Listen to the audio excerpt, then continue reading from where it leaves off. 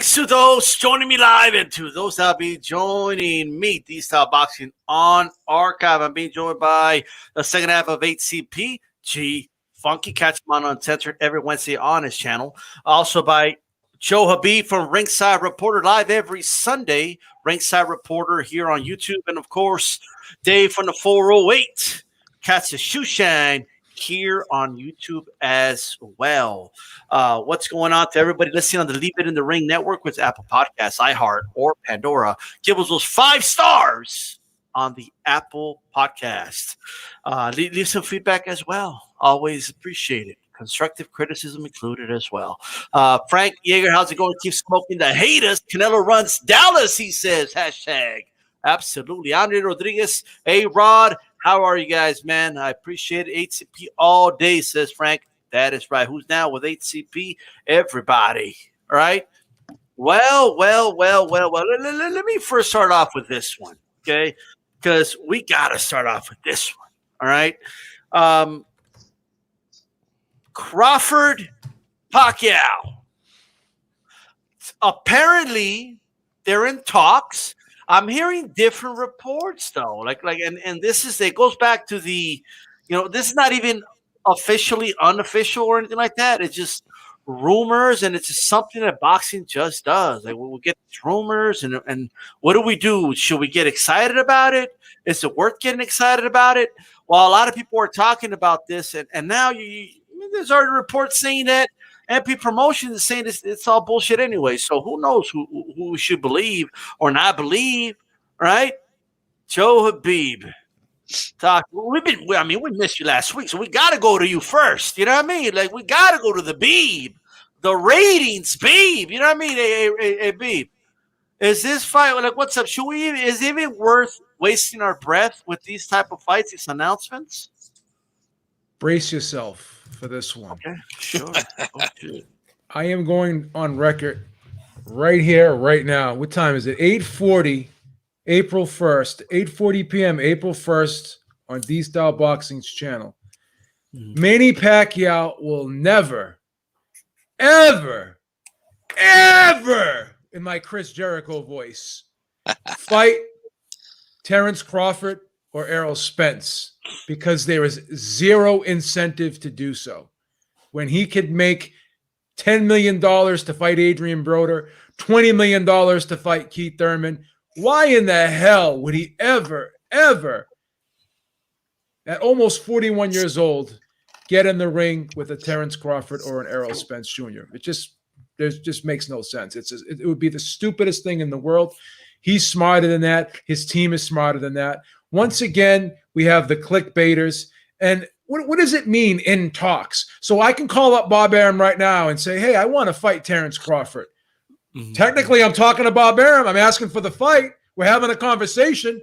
That doesn't mean that Joe Habib's going to be fighting Terrence Crawford, right?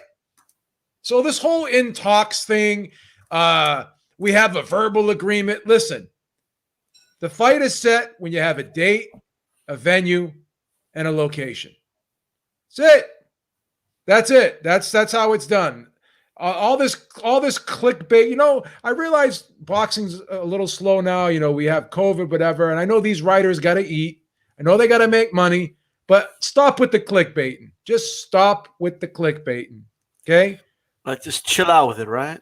Sources say that doesn't mean the guy that sweeps up the gym and gets the coffees for everybody, and you ask him a question, he's not a good source. And here's another thing. They give one side of a story. A good journalist, you know this as well as I do, because you practice good journalism. I can go over time and time again some of the things that you've done in the past. I'm not going to bring that up now. I don't want to belabor the point. But you and I both know when you're trying to work on a story, you don't just get one source. You're getting 2, 3, sometimes 4 sources, because you want to make sure that what you're saying is going to be somewhat accurate. You don't want to be standing there with egg on your face at the end of the day when your story blows up in your face. So it is what it is. Well, I want you to continue. People will say he'll do it for legacy, right? The legacy's already set. The legacy's already set. Come on. What else has the guy got to do? if he beats Crawford, No one. He's cares, got an man. argument. He's got an argument over Floyd if he beats Crawford right now. No, I don't think so. All right. I was trying to play devil's advocate. Okay. Well. Here's the thing. In a great number of people's minds, he's already ahead of Floyd. Max Kellerman said that he's a better pound-for-pound fighter than Floyd. Not that I care what Max Kellerman says, but a lot of people do hang on every word Max Kellerman says. Right. But there are a lot of boxing scribes, and there are a lot of fans and a lot of people that do put Manny Pacquiao ahead of Floyd Mayweather based on his accomplishments. They say he's done more. So he's, like I said, in a lot of people's minds, he's already reached the tippity top of of the mountain. He can't go any higher. So there's nothing else to prove. He's 41 years old. He doesn't have to fight Crawford. Doesn't have to fight Spence. Well, let's talk to the dudes from the Bay Area over here. So what should I go to first? You know, not just, hey, 408. 408, yep. Man, give me your thoughts on this, man. They're in talks, or they're not in talks. I don't know. What's your overall feeling about this, just in general? Yeah. What I think is a nice April Fool's joke on all of us, man, because I'm not sure this fight is legit. It looks like maybe they're trying to punk on Teofimo Lopez's date, because I've been seeing that the date for Teofimo Lopez's Thriller fight is like not cemented in June. And the first thing I noticed was that this Pac Bud showdown was going to be on the same date, right? Like throwing salt at Teofimo for not doing the fight with Top Rank. It would be the greatest fight of Bud Crawford's career. It would cement his legacy to take on finally someone of a huge name like Manny Pacquiao. But Beeb's got a great point. There's very little reward and too much risk for Manny Pacquiao to do this fight. But I do remember Oscar De La Hoya was at the twilight of his career as we get ready to see Oscar back in exhibition form, right? But he was at the twilight of his career and thought he could take out Manny Pacquiao, and that didn't fare so well for him. So I don't think that would fare so well for Manny either, as great as Manny is in his 40s. I don't think I would take that fight myself. Okay. All right. Anali Jaramillo, how's it going? JC, how's it going? Stephen, 47. He doesn't need to fight them, but he certainly could for a lot of money and walk away from the game with, I guess, with a lot of money. Santiago Mira, how's it going, brother? Doing your thing out there. A-Rod 83 Boxeo. Everyone type that down in your search and subscribe to A-Rod. Shout out to HCP, of course. Joe Lopez, 40 ounce. How's it going, brother? Good to see you on here. G-Funky, talk to us. What do you make of these talks, man? You know, are you excited? Are you pumped? Well, speaking of talks, since you talked Bay Area, I had to flip the hat around and show you guys the World Series San Francisco Giants edition here. You know what I'm saying? But here's what I'll say about the fight, man. If it gets made, you know, I think it's a good fight. Pacquiao, you know, he has shown some signs of slowing down, but I mean, look, he's beaten these young guys in the division. 2019, he beats Adrian Broner. He beats Keith Thurman. In the Keith Thurman fight was a very close fight. Actually a really good fight. But he gets the win. I might have to agree with what D-Style said, man. If he gets a Crawford fight and beats Terrence Crawford, they can make a strong argument that his legacy is better than Floyd Mayweather's. I mean, he's beating these guys. What is he, 42 years old now? And he beats a Terrence Crawford, a guy who's considered top 3, sometimes number 1 pound for pound, and depending on whose list you're looking at. That would be huge, man, huge for him. Of course, he's going to get paid a lot of money to do it. Crawford as well, if he gets a Pacquiao on his name. I don't think it does as much for his legacy, though. But it's definitely the best name at 147. That's for sure for him. So, I mean, I don't know, man. Like, and I have to agree with Beeb though. What is this talks? They're in talks stuff, you know. Like, you can't really always, believe that sort of talk. So, we'll wait and see, man. But I think it's an exciting fight, man. Well, Pacquiao was voted fighter of the decade while Floyd was active. So. I don't know. I know there's an argument either way, but like Pacquiao is still in the sentence right now. Like he's like right there in a lot of people's minds as far as being ahead of Floyd. Yeah, but I don't think so. But I've talked to a lot of people that put Pacquiao ahead of Floyd because of his accomplishments. They say he's done more. He's fought tougher fights. He's fought guys when they were at their best. And again, I don't always buy that prime bullshit either, because people use that prime argument very conveniently because Floyd is older than Manny Pacquiao. Just because he has a style where he was able to preserve his body and take less damage, that's not that's a testament to him, and that's not a knock on Manny Pacquiao, but people can make an argument that Cotto wasn't at his prime when Pacquiao fought. I mean, you can go back and forth with this prime BS all you want, but I think I would put Floyd ahead of Pacquiao, but there's a great number of people that I talk to that put Pacquiao ahead of Floyd. Man. Well, I mean, the fight of the decade was before they fought, though, right? Like you're talking about. Yeah, it was. But even still, people are going to point to the fact that he's fought in more divisions. He's won more world titles. He's fought in more weight. I just said that he fought more weight classes, whatever. So people are going to make that argument. He has a lot more fights. He has a lot more knockouts. People, how boxing fans are. There's a lot of different perspectives out there. Just because what people say now too when you make that argument. Well, Floyd beat him. Oh well, Floyd didn't fight him at his best. Again, well, Floyd wasn't in his best either. Like both of them were out of their prime. So to me, the arguments are irrelevant. But people still use that argument. Oh well, Pacquiao wasn't at his best. So his shoulder was hurt. So. Okay. Well, here's what I'll say, though. I mean, I am in agreement with you that I think this fight happening is highly unlikely. I don't think the fight will happen, and for the reasons you noted, like, you know what I mean. Like, I think it's fair to say, right, that he can fight other guys are going to make him around the same, if not maybe even more money. I agree. Yeah. So why would he take that risk unless, Aram's willing to give him, or Top Rank's willing to give him what he asked for? Didn't he ask like $40 million or something to fight Crawford? I don't know what he asked for, but what I do know is we start hearing these rumors about how Saudi is going to put up all this types of money and stuff. But again, but we hear things like Dubai and Saudi and stuff. Right. And when you really look at it, Saudi has put on some big events, but they still really haven't dove in head first with boxing just yet. Right.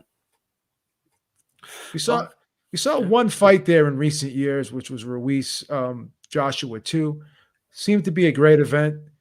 But it's not like every fight's going to Saudi now. Like Saudi has not turned into Las Vegas as of yet. So let's pump the brakes on that. Well, that's true. That's true.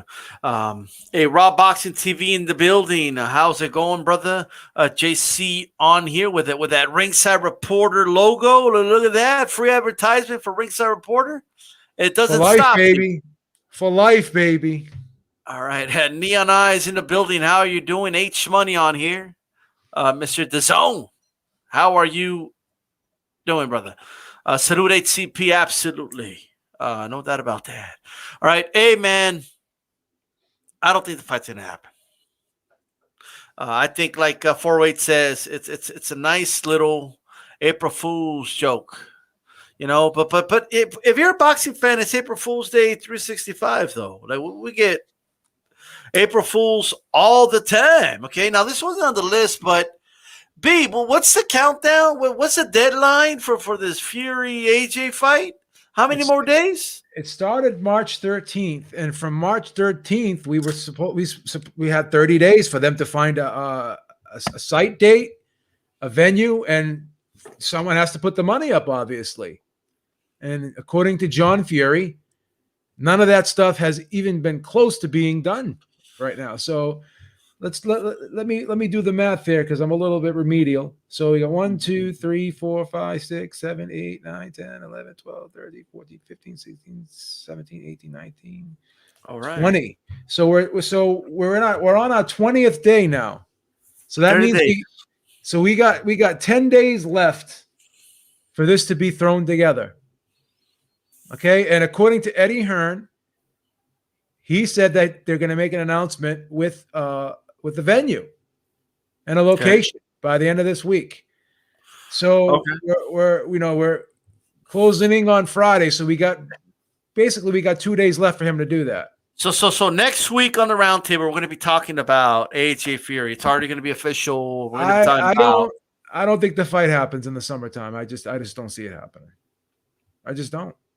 There's too much. There's too much unknown right now with this COVID stuff going on, and asking all these people to just travel and stuff, and not everyone has received the vaccine yet. If you're going to put this in a stadium somewhere, are you going to feel comfortable taking the training wheels off this thing and just going raw dog with no masks on? I don't know if people are going to want to do that. Do it in Florida. Do it in Texas. But He's got a point. But again, how are the UK fans going to? Because the UK fans travel everywhere. They're by far and away, and I don't care what people say. I'm probably going to get a lot of slack for this. The UK fans are by far and away the greatest boxing fans in the world. And if there's a travel restriction in place over in the UK and in Europe, how are these UK fans going to go to this fight? And once again, because I hold the UK fans in such high regard, and because they've been such great fans and they travel everywhere for their fighters. When their fighters lose, they still support them. And unlike us, they actually buy the pay-per-views because that reflects on the numbers. A country that's a fifth of the size of the United States doing better pay-per-view numbers than the United States. That just is evidence right there that they're buying the pay-per-views. So based off of everything I just said, they deserve this fight to be in the UK. But if the fight is not going to be in the UK, then they deserve to be able to at least go to this fight because they will travel to see these two men fight. And if they're not able to do that, then how is this fight gonna achieve its maximum earning potential if these guys cannot go to the fight? Just get together with a milk card, get a British flag. You all can represent UK over there. You know what I mean? Hey, but Beeb, you're a big Tyson Fury guy. Didn't he say he wasn't going to fight in the UK anymore? He did say that. He said that he's going to fight the rest of his fights in Las Vegas. Yeah. But once again, he said he would never fight Deontay Wilder ever again. But then he turned around and said, "I wish I fought him. I could still." Then he said, "I could still fight him." As much as I love the guy. And I love the guy because I got a Tyson Fury T-shirt on. I love the guy. I love the guy, but one thing is for certain. Where's your T-style gear? I got that in the closet. I'm getting that dry cleaned as we speak. Right. But the thing is this, as much as I love the guy, if he tells me something, I also know how volatile he is, and I know that one day he can tell me one thing, and another day he can tell me another thing because it all depends on the mood that he's in. That's just how he is. He's a very volatile person, very unpredictable person, very impulsive person. So whatever pops into his head, that's what he's going to say. So, yeah, he's playing games. He made it seem like, he wasn't doing shit, like he was out of shape. And then, I see a picture of him yesterday, and this guy looks like he's in the best shape of his life. I knew he was shredded. I knew he was shredded. Part of the therapy for people like Tyson Fury and myself dealing with depression is working out. That's better than that's better than any medication you can take is working out. That endorphin release, that dopamine release, best feeling in the world, man. Tyson Fury's going to work out to the day he dies, man. Guy's shredded. Okay. Hey, shout out to Dan the Man. How's it going, bro? Stiffen on here as well. How's it going, brother? Just a couple of things that I wanted to say here. So first, I'm so optimistic that the fight happens. Because I get the whole what about the UK fan? Maybe they do it in the UK though. Just because Fury said he wouldn't fight in the UK, maybe that's just a way of getting Hearn to offer him more money to fight in the UK. No, it could be a leverage thing. Here's the thing though. When you hear John Fury's interview with BT Sport, because we have to bring this up as well, He's on BT Sport, and the guy interviewing him was like, "Yeah, John, you got to be excited. I mean, your son and Anthony Joshua, they just signed to fight 2 times this year." And then John Fury turns around and looks at him and goes, "What did they sign for? What? What did they actually sign?" He goes, "You don't have a date, you don't have a venue, and no one's put up the money yet. So what did they actually sign?" He goes and makes a statement. Tyson will fight twice this year, with or without Anthony Joshua.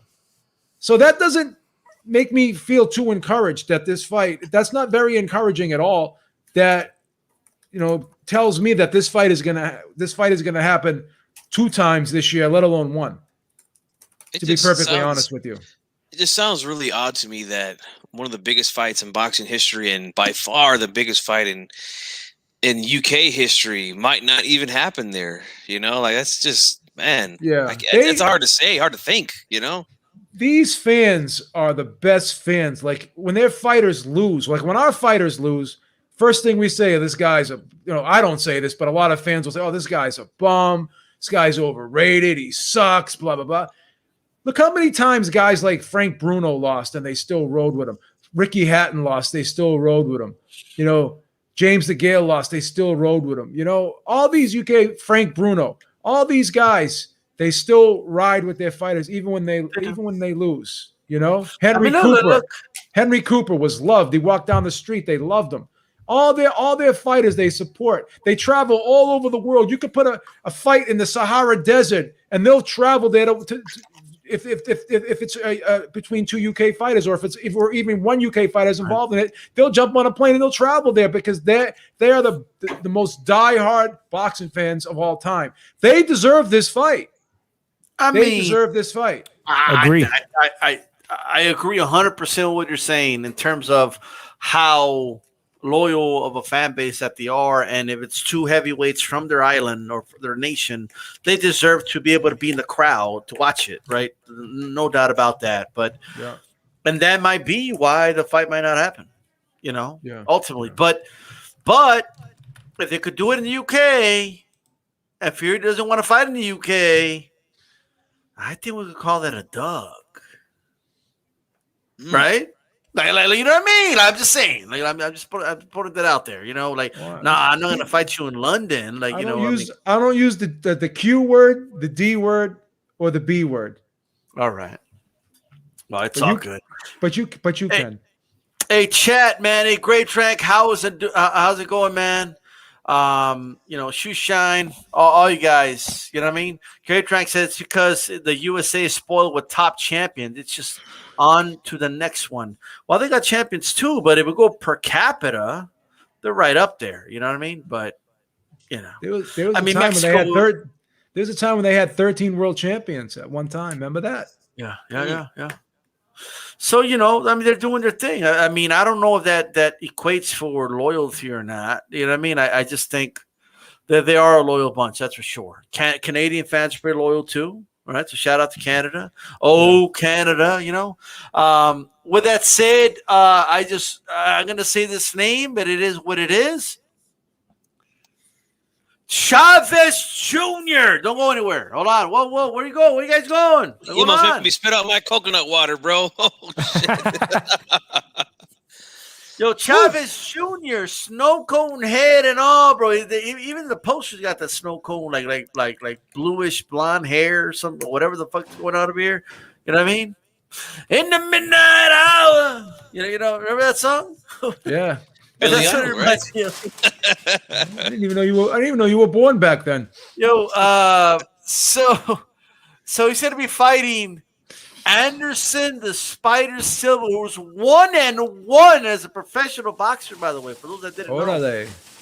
He's 1-1. He's batting .500. What's up? Let's start with 408. Talk to us. What do you make of your favorite fighter, Chavez Jr., fighting my favorite fighter? Silva? He's definitely one of the more entertaining of the former champions. I'm sorry. Am I bleeding noise into the sound? I think so. Okay, I think it's better now. Yeah, is he finally acknowledging his career is at the tail end here by doing celebrity or exhibition matches with former UFC champions? He's going to be fighting the Spider Silva, bro. What do you mean? It's a great name. He's a former UFC champion that reigned supreme for X amount of years consecutively. However, I think he's throwing in the towel on a real boxing career here when he struggled so bad against that guy Mario Cazares, and he realized my dad had the better performance of the night against Arce in an exhibition match. So he's cashing in. This is what we're going to see from everybody now. This week I can't keep up with how many people are doing exhibition matches. We're going to see all these former greats, right? I think he's ready to cash out and call it quits because he's definitely not competing at light heavyweight. I don't even know what weight class this is now.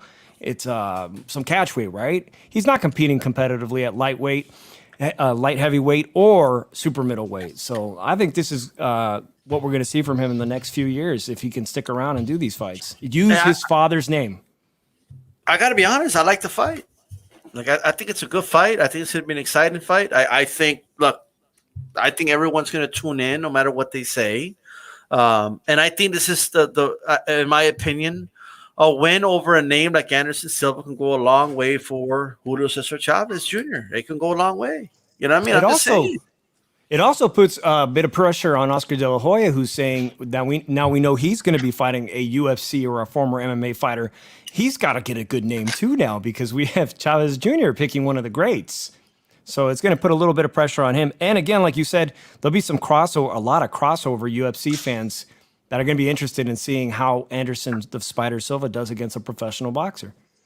Absolutely. And the one thing that Anderson Silva's going to bring is that awkwardness that MMA fighters bring. You know what I mean? There's a lot of awkwardness that come, and it can give a professional boxer that used to fight a certain style an awkwardness that they don't see coming. You know what I mean? And as Anderson Silva, by the way, he's trained with Freddie Roach. Freddie Roach himself has said, hey, Anderson Silva could be a world champion in boxing. And now to see Anderson Silva just have to focus on just his hands and not have to worry about the kicks and the takedown, just the hands, you know, I'm interested to see what's going to happen. Beeb, what do you make of this fight? Well, here's the thing. Floyd Mayweather, I think, showed us one thing, that, you know, when your skills start to erode, you don't have to retire anymore. You can just fight exhibitions and still make money. And I think Mike Tyson kind of saw that. Oscar De La Hoya is seeing that. Julio Cesar Chavez is seeing that. Juan Manuel Marquez is seeing that. Miguel Cotto is seeing that. So this is a new lane in the sport of boxing, exhibitions. And I have nothing against it at all. But to be perfectly honest with you, it is actually an intriguing fight. And I think it's a very winnable fight for actually Anderson Silva. Now, you know, obviously Chavez Jr. hasn't looked good in a while. Anderson Silva hasn't looked great himself. He's shown some wear and tear, some residual of effects of being in tough fights. So he's older. He's obviously older than Julio Cesar Chavez Jr. But both guys are pretty much in the twilight of their career, I think is pretty safe to say.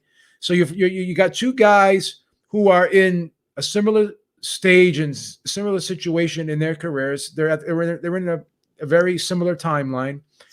But the one thing is this, you know, Anderson Silva has shown great skills with his hands. He has fought in professional boxing before. Doesn't have, obviously, nowhere near the amount of experience that Julio Cesar Chavez Jr. has.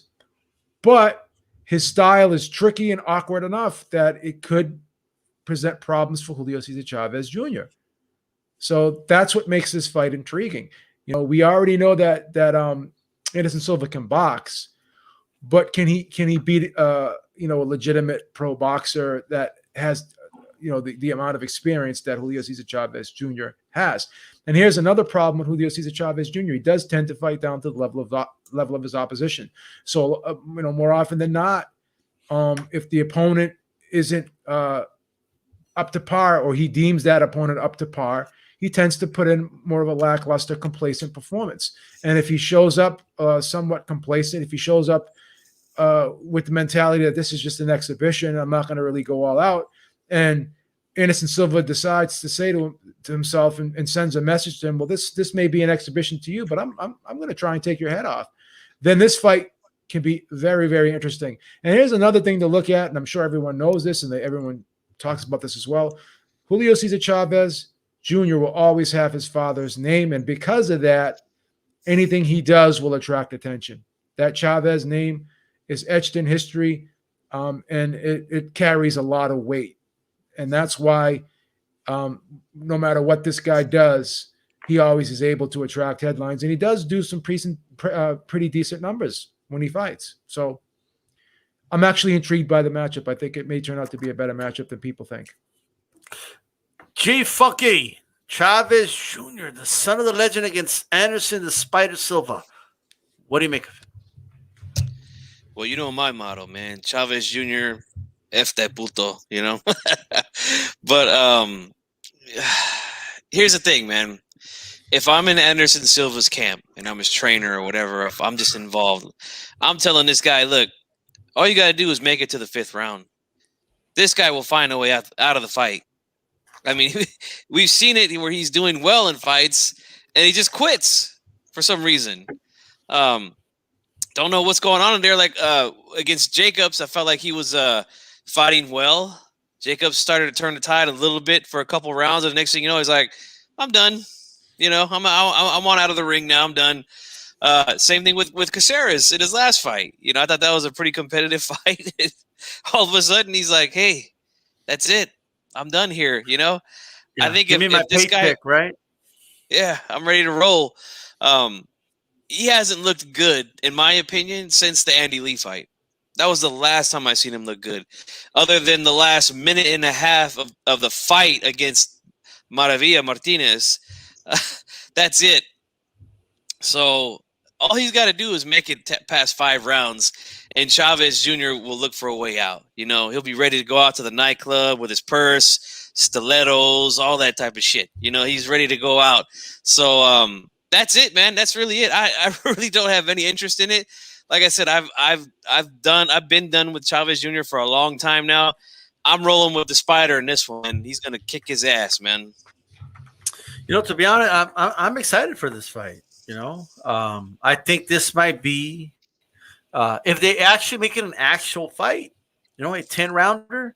You know, why not? It could be fight of the year. To be honest with you, that's what I think. What? let me tell you guys something. Okay, let me get. You have pretty low expectations, my friend. No. Can Chavez take a punch? Silva will be hitting him like with some, nice shots. You know what I mean? Like we're gonna see the chin. I can't do this anymore. This is trash. Okay, that's what this is. This is trash. That's what this is. April Fools. Okay. No, I'm not excited for this fight. What the fuck is this? Okay. I was supposed to take it a little further, but G Funky started laughing and threw me off. But no, I'm not excited for this fight. I'm hoping Spider wins. I'm not gonna lie to you, and I'll tell you why. Because even though he's not a boxer, Spider Silva is everything that's right with combat sports. Chavez Jr. is everything that's wrong with combat sports. Okay. Wow.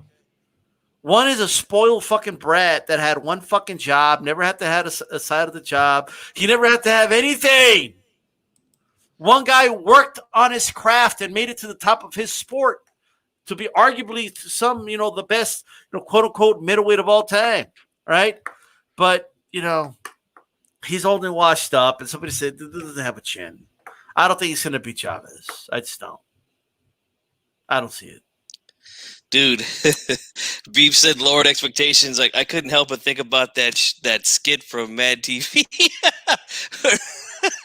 You guys remember that with the little song? I don't know if you can see it, but lower expectations, man. Oh man. But yeah, guys. That fight is trash. So no, man, like freaking Raw Boxing was ready to send me to the Insane Asylum or something. You know what I mean? But speaking of the MMA world, Jon Jones, and we're tired of boxing here, okay? Jon Jones wants to get paid. He's all over, and it's all over all over social media. And he's saying, you know what? I feel I was underpaid in my 20s, but I'm not even mad about it. I just want to move forward. I just want to make the money that I deserve to make. The guy's putting out there is, it's funny, but he tweets out, "You guys think this fight could be just as big as Fury Wilder? Me against Ngannou, right?" And the MMA fans contradict themselves. They're like, "Oh, it's a lot bigger. Boxing's dead, and MMA is where it's at, right?" But then they also tell them, "You want to make Wilder money? What the fuck's the matter with you? What do you mean you want to make what Fury and Wilder made? Are you out of your mind? Are you crazy?" Reported the UFC's offered him 8 to 10, not even reported from his mouth. They're offering him 8 to 10 million, and he's saying, and I'm telling you, he's using boxing as a measuring tool. The guy is seeing what Fury and Wilder got paid for their fight, and he's saying, "So you want me to get in the ring? I'm moving up in weight. You want me to get in the ring with this monster who's knocking everybody out, and you want me to do it for this amount of money? Are you out of your mind?" That's basically the message he's putting out. And we have the Shao Sonens of the world getting in like, "Oh, real fighters don't ask for more money like that," and all this other dumb shit. Okay, you know what my advice to Jon Jones is? Get your money, okay? Because you can't fight forever. The UFC will still be in business, and you'll be retired. You'll be done. All right, and whatever money you make when you're here and you're actually doing it is the only money you're gonna make. Okay. Period. Jon Jones and people are, and this is mainly MMA fans. They're going at Jon, saying, "Oh, what do you mean you're asking for more money? This guy, he's not a prize fighter. He fights for a prize. He doesn't fight for honor and all of the dumb shit. Okay, the dumb martial arts fictional bullshit y'all been buying. Okay, MMA's prize fighting, just like boxing. They get paid to fight. That's it. All right." When Jon Jones is 60 years old and all his bones are hurting, are you going to pay his bills? Are you going to do that? No, you're not. So if he wants to get his money, let him get his fucking money. And to be honest with you, I do think he deserves it. All right? And before I pass it on, let me say this. Boxing fans, keep the same fucking energy. Y'all always praising Dana White. Always praising the dude. "Oh, why doesn't Arum do what Dana White does?" And this and that. All right? Ask Fury how much he got working with Arum, how much money he got when he fought Wilder. Both fights. You ask Fury how much money he got. All right? Arum has paid motherfuckers a lot of money. Look at the money he got, even dudes like Crawford. He got Khan $7 million. Look how much money he made for De La Hoya. I mean, come on, dude. This guy's giving guys tens of millions of dollars. That's what Arum has done. But the UFC and Dana White don't want to pay shit to these fighters, right? They're starting to wake up. And for all the female fighters saying, "Oh, I'm going MMA because boxing mistreats me." Well, why is it that these other dudes, all right, they keep talking about boxing, what the boxers make? Why do you think that is? This dude's tired of fighting for $2 million and getting 800,000 buys on pay-per-view. And you expect me to believe these numbers too? You expect me to believe they're getting 1.5 million buys? Right? But then like they don't want to pay these fighters more money? Are you out of your mind? And you wonder why I question the numbers? Of course I'm going to question the numbers. Pay these fighters, dude. And he ain't getting the fighters paid. I don't want to hear one boxing fan that's always praising Dana White. I don't want to hear none of you talk about what Arum didn't pay Teofimo and what Arum didn't pay Mayweather, what he didn't pay De La Hoya, because he was getting those dudes millions, dude. All right? Dana White ain't paying these dudes shit. He ain't paying them shit. Babe, talk to us. What do you make of him saying, "I want more money if you want me to fight Francis Ngannou"? Well, again, I'm a person who likes to look at empirical data. I like to look at behavior. I like to look at history. I like to look at trends.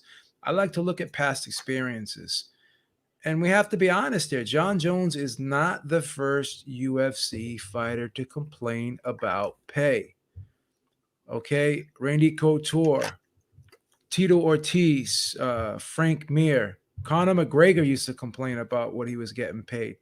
Cowboy Cerrone, Donald Cerrone recently complained about his salary. He said he only got $200,000 when he fought Conor McGregor. Okay, so again, the data is there. They even did an ESPN special on the UFC and how they underpay fighters. And Dana White was being interviewed, and he seemed to be getting hot under the collar when he was grilled on the question about, well, why are UFC fighters not getting paid what boxing gets paid, or with what they feel as though they should get paid. So it's out there. It's out there. It's been brought up before. It's been mentioned before, and it seems to be a problem within the UFC's ranks that there's a lot of fighters who are not happy with their revenue. And then they took their endorsement deals away from them and forced them, that said, if you have an endorsement deal, I believe you have to go with Reebok. So they have a lot of control over the fighters and what they're able to do and stuff like that. They're in terms of endorsements and other ways of making money. So I'm always with the fighter. I don't agree with people saying, "Oh, this guy is overpaid, that guy is overpaid." I don't think it's possible to overpay a fighter. If you're able to negotiate a salary for yourself, then you're worth that salary. The deal you take is the deal you make. Here's the problem I do have, though. I don't like what Jon Jones is doing, by negotiating his pay in the press. I'm not really happy about that. That's just my opinion. He could do whatever he wants. He's a grown man. I'm not going to sit there and tell him what to do. I don't even begrudge him for doing what he's doing.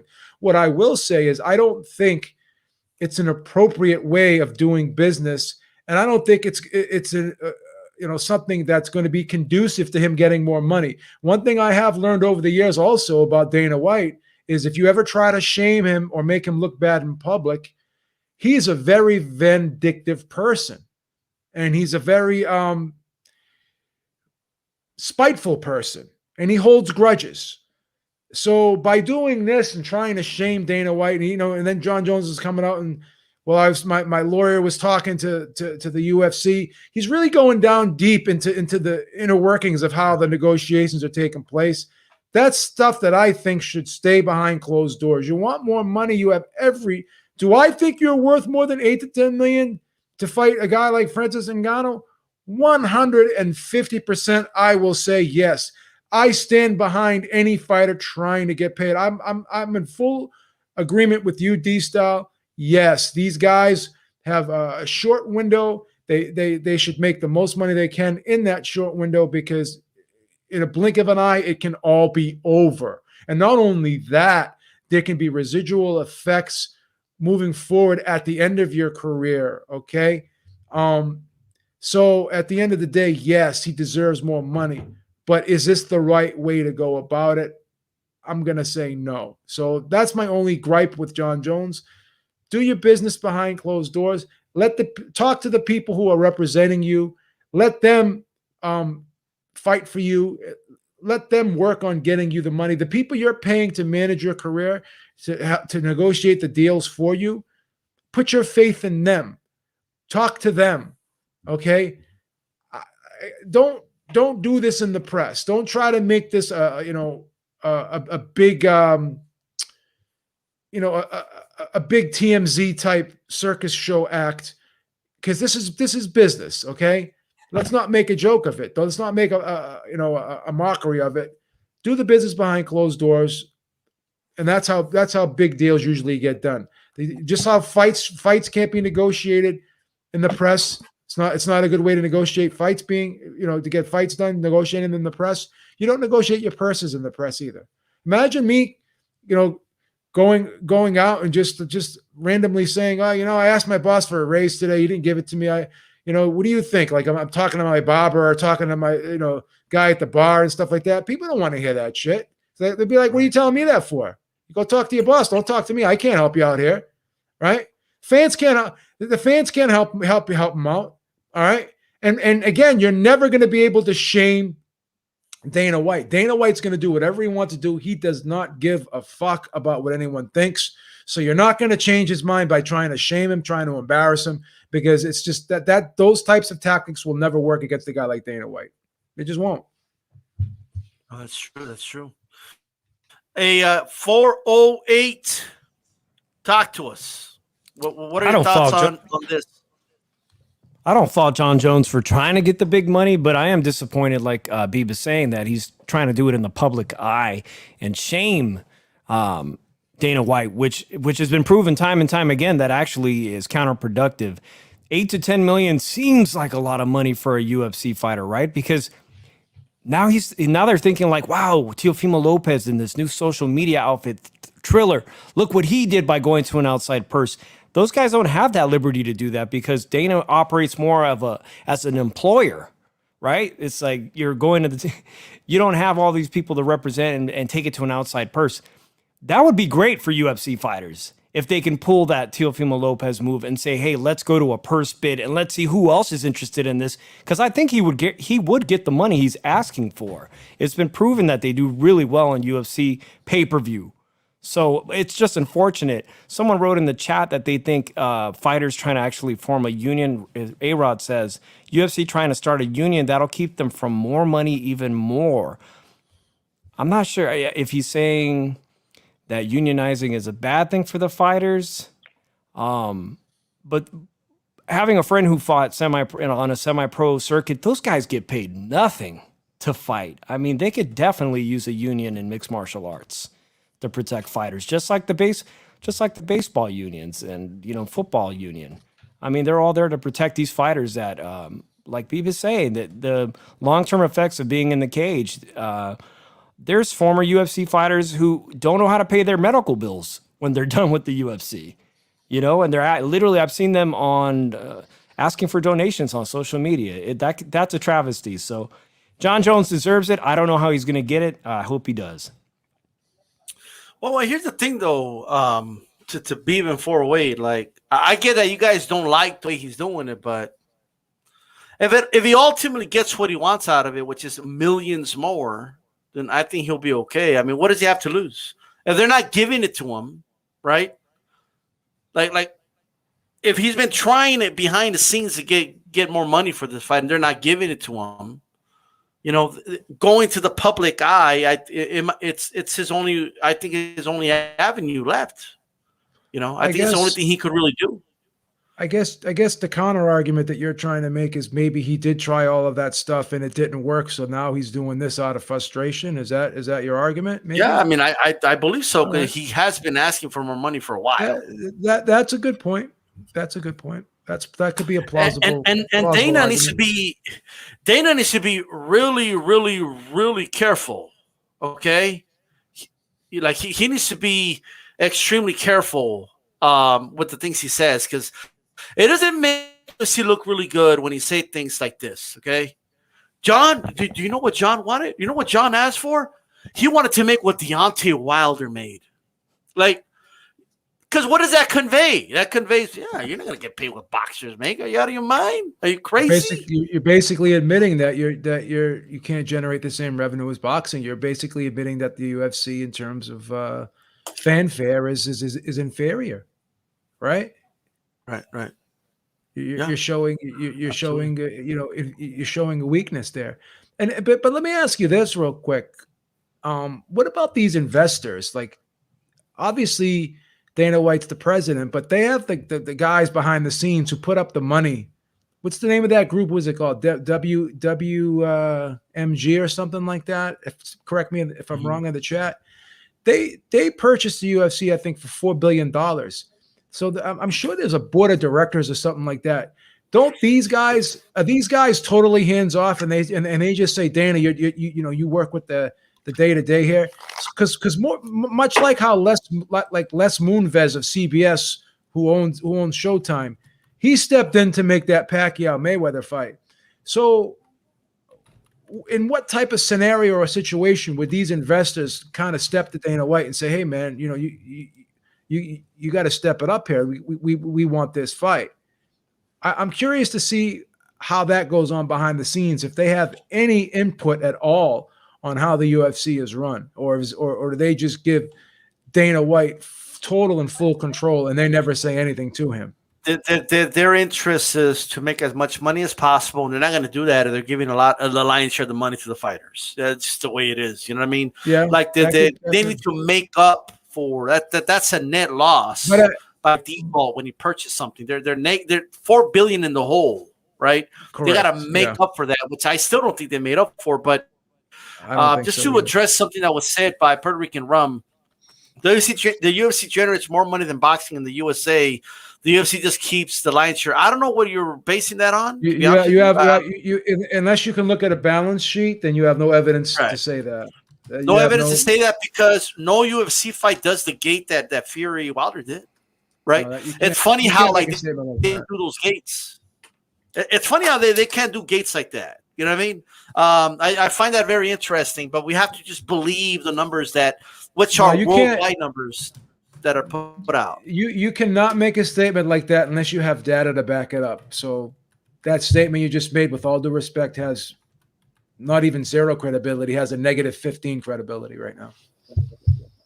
Absolutely. Shout out to Maestro. How's it going, Maestro? Thank you for having me in here, man. Sorry I couldn't be here earlier, but yeah, great show so far. I disagree a little bit with what I'm hearing. Anything a worker can do to upgrade his pay and to get his worth and to take money out of the hands of the capitalist is what a worker should do. So if that requires getting with other people and unionizing, that's what it takes. If it requires getting out on the streets and putting up a picket sign, that's what it takes. If it requires, you getting on the social media and complaining, that's what it takes. Because guess what? A closed mouth doesn't get fed. So, we may not, like it, because as regular working class people, you hear a guy saying, oh, I need more than $8 million or $10 million.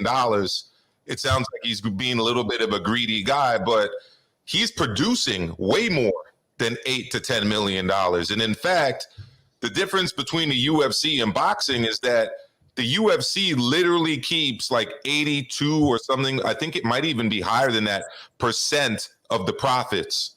Whereas in boxing, it's like the inverse of that pretty much. So that's why they're complaining. Yeah. Plus I want to say again, what? Let me just say this really quick to you, Funky.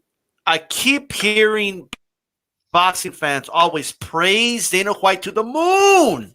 All right, but they always dog Bob Arum, right? Bob Arum needs to deal with guys who want to make like $10 million for fights, and Thurman say I want $10 million and want me to fight Crawford, and like the UFC pays dudes peanuts and shit, right? And he has a monopoly. Of course, he could just make fights happen a lot easier, but he can't fucking pay Jon Jones when I believe he's earned the money that he's asking for against Ngannou. That's my opinion.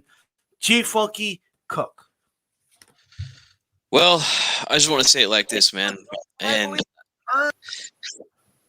I have a cousin who's big in the UFC, and him and I sometimes go back and forth about which sport is doing better. And, he's always, UFC is doing more better. They're putting on better fights, more events. I mean, that might be true, but just like D-Style said, those guys get paid fucking nothing, compared to boxers. And I always get them with this, like, why do you think these UFC guys always want to box? Why do you think they always want to come over and box? Because they know that there's more money there. And here's how wide the fucking gap is, man. Okay, we just talked about Chavez Jr. versus Anderson Silva. We got one guy in Anderson Silva who was the face of UFC for a period. He was considered one of the best in UFC history and for years. And then we got a guy like Chavez Jr. who's done fucking nothing his entire career. Literally nothing. But yet, who's the fucking A side here when it comes to this exhibition? Chavez Jr.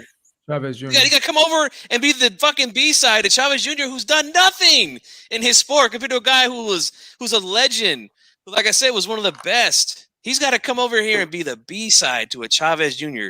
Just let that sink in, man. These guys don't get paid nothing, man. It's a shame because they put their lives on the line too, just like the boxers do, man. Same shit, But as far as the union goes, I mean, go ahead. No, I was saying, in fairness, I mean, Maravilla Martinez was the B side with Chavez. Yeah, I mean, and that's another thing. At the time, he was, because Chavez Jr. was coming off a couple of good wins. He had just beat Rubio, he had just beat Andy Lee, and he had the belt. But we all saw he was, what happened in the ring that night. But yeah, it sucks, man, that Silva has to be the B-side to this guy who's done nothing. It just shows you what these guys got to do to get money. And if Jon Jones, if he could get that money, go ahead, man. I've said it all the time. I'm all for fighters getting paid, man. So I hope he gets it, but I just don't think it will happen. The history of this too is pretty apparent in other major sports in North America. I mean, does anyone here think the NFL players don't want guaranteed contracts? I mean, they all want guaranteed contracts, and their point of comparison is always Major League Baseball and the NBA, where contracts are guaranteed. Well, there's a reason those contracts are guaranteed. Way back in the day, Major League Baseball players didn't have something called free agency, okay? Major League players had lifetime contracts to one team, all right? And whether or not they were paid more or had those contracts upped or improved was essentially at the discretion of the owner of the team, AKA the capitalist. So just like in any other field, the worker produces the wealth, the capitalist extracts the wealth and bleeds the worker dry. Pro sports aren't any different than anyone who works for the Ford Motor Company or works for Starbucks or McDonald's. So the difference is that we're talking about much more wealth. So again, anything an athlete does to keep as much of the wealth that they generate as a fellow worker, I'm all for it. Yeah, well, yep. There you go. Anything? Do you guys want really to think add? that a union? Do you guys really think that a union would help, though? The UFC? I mean, I feel like it might make. I mean, the guys that are making less money than the big guys might start making more money, But I think it helps the guys at the bottom first, right? I mean, like when you look at baseball, there's always a minimum for signing AAA or single A ball. There's always going to be a minimum amount to protect these fighters. I was just looking at like Conor McGregor's early fights with the UFC. He made like $76,000. That was what he was averaging in the early 2000s with the UFC, which is just a night and day difference when he fought Floyd Mayweather for $30 million. That's the route for these guys. I mean, if Jon Jones wants that kind of money, you should start knocking on the door of Deontay Wilder. It reminds me of, I know that this is not a real sport, but it reminds me of when I heard Jesse Ventura do an interview where he proposed a union to the wrestlers, and then he said Hulk Hogan dimed him out behind his back to Vince McMahon because Hulk Hogan was making all the money. And he said, well, union, they're going to take money away from me, Yeah, I mean, it's a rising tide, man. I mean, if everyone has medical, everyone has guaranteed contracts, everyone has a guaranteed revenue sharing. I mean, I don't know if you guys are following this, but right now NCAA athletes have gone to the Supreme Court. Yeah, I've seen it. Yeah. This is a topic that's been in the news that's not going to go away until exploitation is reduced, if not hopefully ended altogether. But it is what it is, man. Yeah, see with some of those colleges. Just address this Puerto Rican rum. Let me address UFC 59 did just 800,000 sales according to several sources. Errol is the star in boxing. Did 300K pay-per-view sales. Those numbers would be a complete failure in the UFC today. Can you verify the 800,000 for me, please? Well, what verification do you have? UFC is a private company. They do not need to report the real numbers. That's number one. Number two, those are worldwide numbers, which is still pretty impressive, but those are not domestic numbers, okay? If you count Wilder Fury numbers, okay, the way the UFC does, okay, we'll be talking about 3 million, okay? Because you would have to count the UFC pay-per-views as well. That's just a fact. Do you remember when Dana White has been caught blatantly lying about numbers? You remember when he said UFC 100 did 1.7 million. Oh, wait, let me finish my point, Beep. He said it did 1.7 million, and then it went down to 1.6, and then now they're saying it did 1.4 million. All right, he was obviously lying about those numbers. All right, so I think their record right now apparently is 1.6 million. Okay, which was McGregor Diaz, I believe, and they've been putting numbers out that I just have a hard time believing because they don't They just don't make sense. Like, why can't they do like how is the fight doing 1.5 million, but it's doing 3 million at the gate? That makes no sense to me. That's just my honest opinion. Go ahead, B. Don't you remember when Steven Espinosa called out Dana White when he was trying to say that Mayweather McGregor broke the Pacquiao Mayweather record when it actually didn't? Yeah, I remember that. Remember that? And then Dana White was like, "Oh no, I meant 6 million. I meant worldwide." And again, you know, they don't really look at the worldwide numbers per se. They're mostly concerned with domestic. Yeah. So he already got caught. He already got busted trying to like fudge numbers. And there's this. He said 6 million for McGregor Floyd. It did not do that. It did a very impressive 4.2 million, but it didn't do 6 million. This dude's a liar, bro. That is giving worldwide numbers. That's what it is. Okay, so I'm just saying. He lies about the numbers and then he does his best to suppress wages. Look, in boxing, it's usually pretty simple, right? If you pull over 500,000 pay-per-views, you pretty much guarantee yourself a 7-figure payday, right? Once you get into the 1 million pay-per-view buys, now you're talking about an 8-figure payday, right? And then once you get into the 2 million plus pay-per-view buys, aka Pac-Man and Floyd, you're talking a 9-figure payday. That's a pretty reasonable and I'd say accurate scale right there. The problem in the UFC, you could have a 1 million plus payday and you still have main eventers that don't clear $1 million. That's a problem. Listen to this comment in the chat. According to several internet articles, UFC did 259, did 600 domestically. Again, you're taking articles. Where did these guys get their numbers? You got to stop believing these articles, these clickbait articles that don't have verified sources.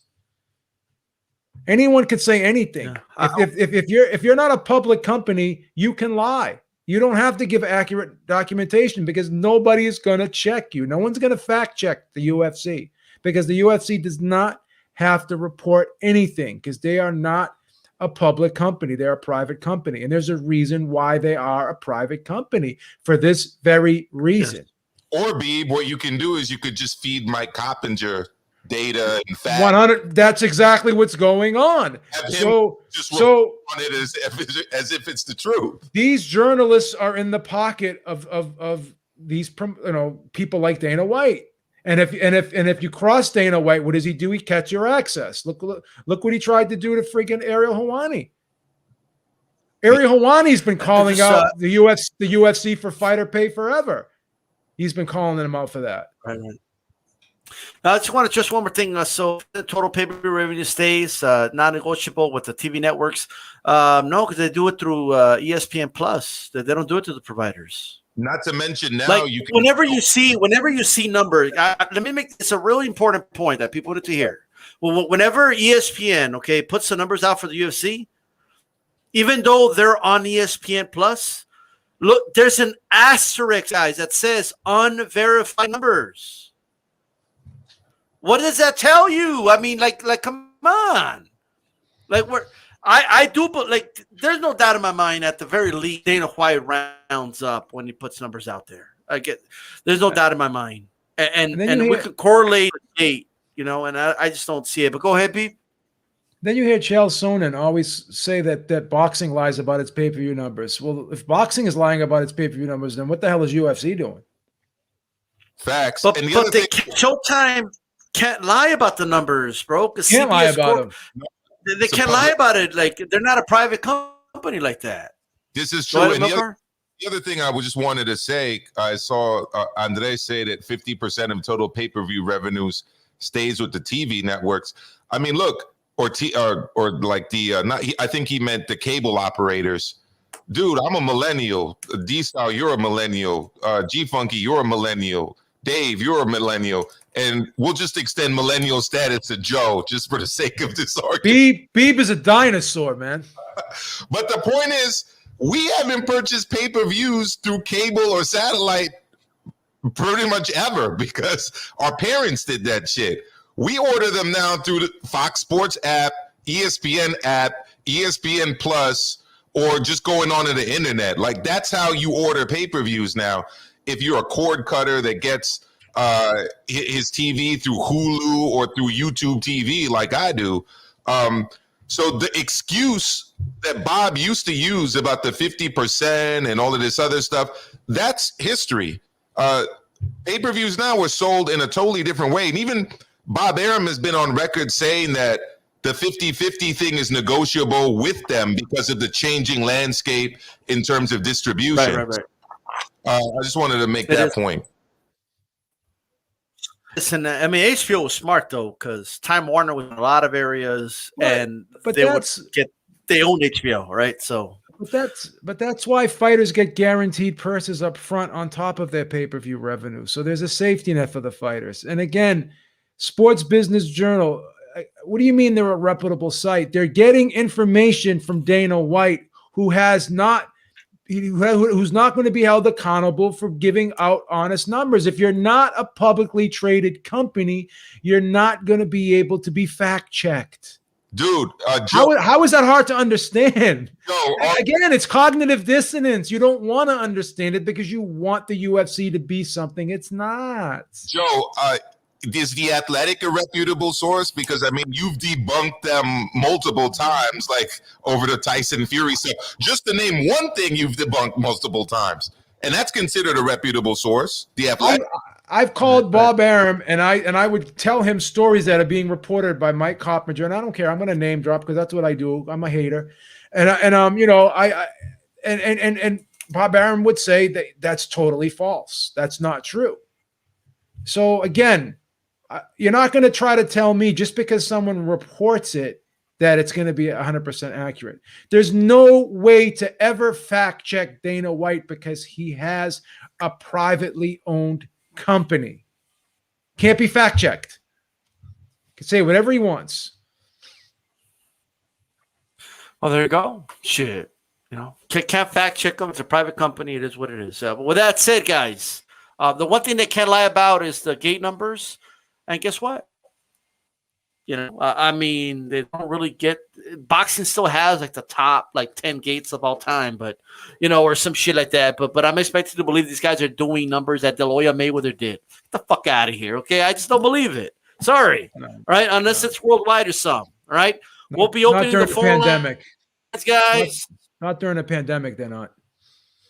Yeah, we'll be opening the phone lines shortly, but let's go ahead and go to this. And if you guys want to chime in on this, go ahead. But I want to get some quick Herring Frampton predictions from you guys, man. Let's go back to the boxing world. You know what I mean? I believe this is going to be a good scrap. I think I got Herring in this one in a really good scrap, close fight, unanimous decision. But I'm dying to hear what you guys got to say. Milcar, who's winning the fight, brother?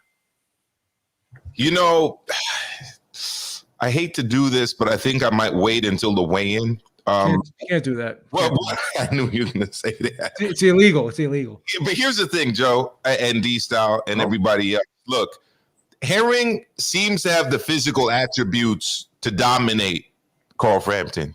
He's big for the weight class. Carl Frampton is definitely small for the weight class. I felt Carl Frampton did his best work at 122 pounds. But the intangible here is the dog fight. And I say that because I saw a Jamel Herring that did not want the dog fight in his last fight. I saw a guy whose corner was pretty much asking the referee, hey, if we stop the fight now, we're going to win, right? Right, guys? If we stop now, ref, do we win the fight? And he said he couldn't see.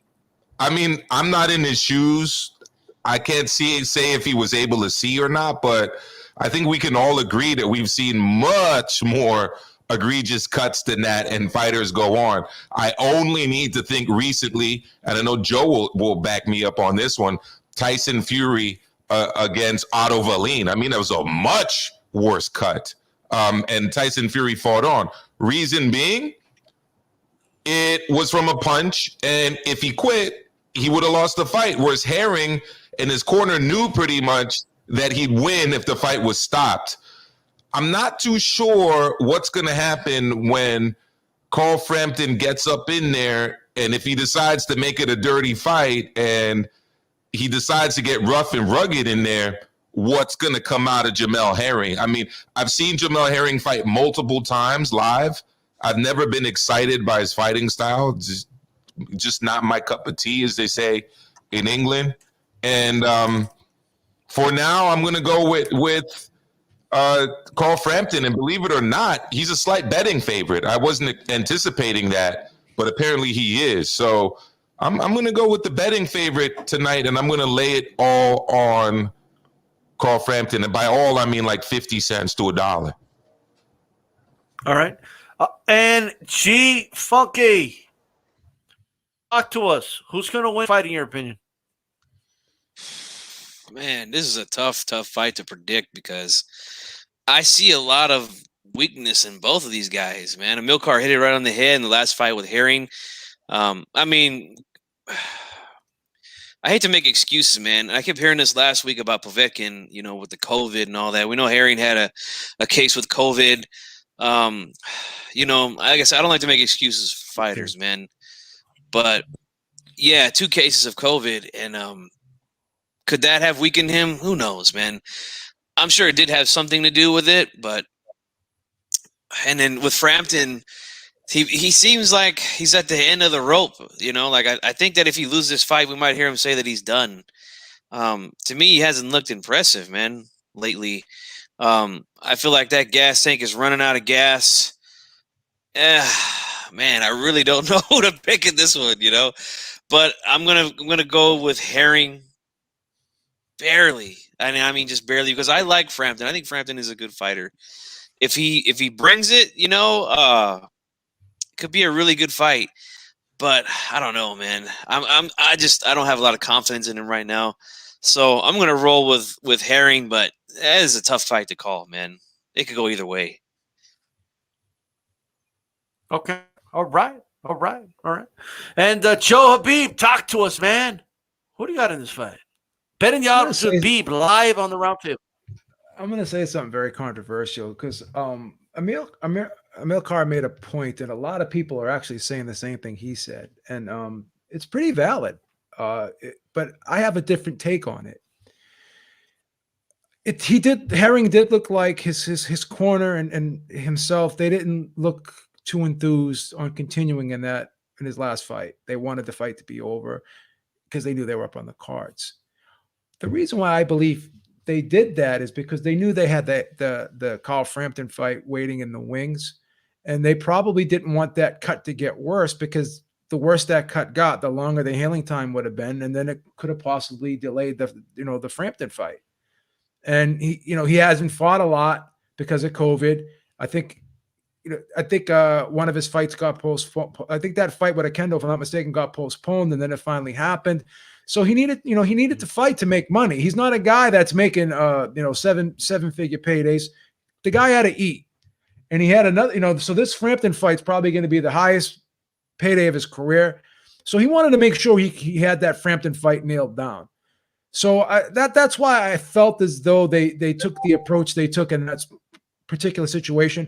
And once again, that's just totally my opinion. I could be 100% wrong there, but that's the sense that I got, because they knew that they had this Frampton fight waiting in the wings. They didn't want to do anything that was going to jeopardize or postpone or prolong them getting that Frampton fight, because the guy was out long enough. He's got to put food on the table. He's got to get fights in. He didn't want to be shelved again.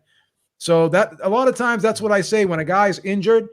Sometimes it's better to stop, because the longer he goes on, the worse that injury is going to get, and then the longer the recuperation time is going to be to heal from that injury. So I'm not against fighters stopping when they have injuries, to be perfectly honest with you. And he was way up in the cards. So in this fight, this is almost like a 50-50 fight. I think Frampton's a -120, Herring's a -110. It's pretty much a pick 'em. If this fight was probably 5 years ago, I think you could argue that Frampton would be a 2-1, possibly even a 3-1 favorite. But where Frampton is in his career, and with him fighting in a weight class that I think is probably maybe too big for him, I think that's going against him. He's already talked about retirement. He says if he loses this fight, it's over for him. He's gonna pack it in. So could this be his swan song? Could he him knowing that this is do or die for him? Could he put it all out there one last time? Could this be his one last great performance? I'm not so sure. I don't think physically he may have it in him to do so. He's generally a slow starter. He's the type of guy that could fight off the front foot, and he's just as dangerous fighting off the back foot with his counterpunching. But he's more of a mid-range guy. He's got short arms. He's not a great outside fighter. He's not really a great inside fighter. He's most dangerous in the mid-range, where Herring is kind of a guy who's a grinder. He kind of swarms you with punches, puts out a lot of volume. Okay, he puts out a lot of volume. So because of Frampton's style, sometimes he starts slow, doesn't throw a lot of punches. He could be outworked. And I think in this fight, because of Herring's volume, and I think because of his busy style, and because of his effectiveness, he's a pretty good inside fighter as well. He's a good body puncher. I think he could smother Frampton, kind of outwork him on the inside. And because he's bigger and I think he's stronger, he could manhandle him a little bit on the inside, make it a rough and tumble, ugly fight on the inside. And I think he could grind out a 12-round unanimous decision in this fight. That's what I see happening. I think Herring will grind out a 12-round unanimous decision. If this fight was probably 5 years ago, I think the craftier Frampton may be able to pull it out. But because of where Frampton is in his career, I'm not 100% sure he has enough left to be able to fight off the younger, fresher, the more volume puncher type style that Herring is going to bring to the table. And that's why I think Herring is going to grind out a unanimous decision, and he's going to outwork Frampton. All right. Got Herring. Okay. All right. All right. Okay. Hey, Alexis, appreciate the super sticker there. Much appreciated. 408. Are you going to go with the Jackal or you got the Marine? Who do you got in this one? I'd like to go with the Marine. There's a lot of nice things we can say about Jamel Herring. But, recently this Povetkin fight has really changed my mind on a lot of things after what happened to Povetkin this past weekend. And also what happened to Miguel Berchelt, right? I picked Povetkin to win. I picked Berchelt to win. And the one thing that is definitely going to be the elephant in the room is that Herring has survived COVID not once but twice, had COVID twice. And when he fought this Oquendo, which was really supposed to be a tune-up, I didn't think he looked very good. They've both been very inactive. I can remember November 2019 in Las Vegas, they already were talking about this fight immediately after Carl Frampton's debut at 130. I just feel that Carl Frampton's got more in the tank, and I'm questioning. Now I'm really going to start looking at fighters who've had long bouts with COVID, despite Jamel Herring looking phenomenal shape. I mean, he's got beyond an 8-pack. He looks to be great. I'm questioning whether or not there's long-term effects to people who've had COVID.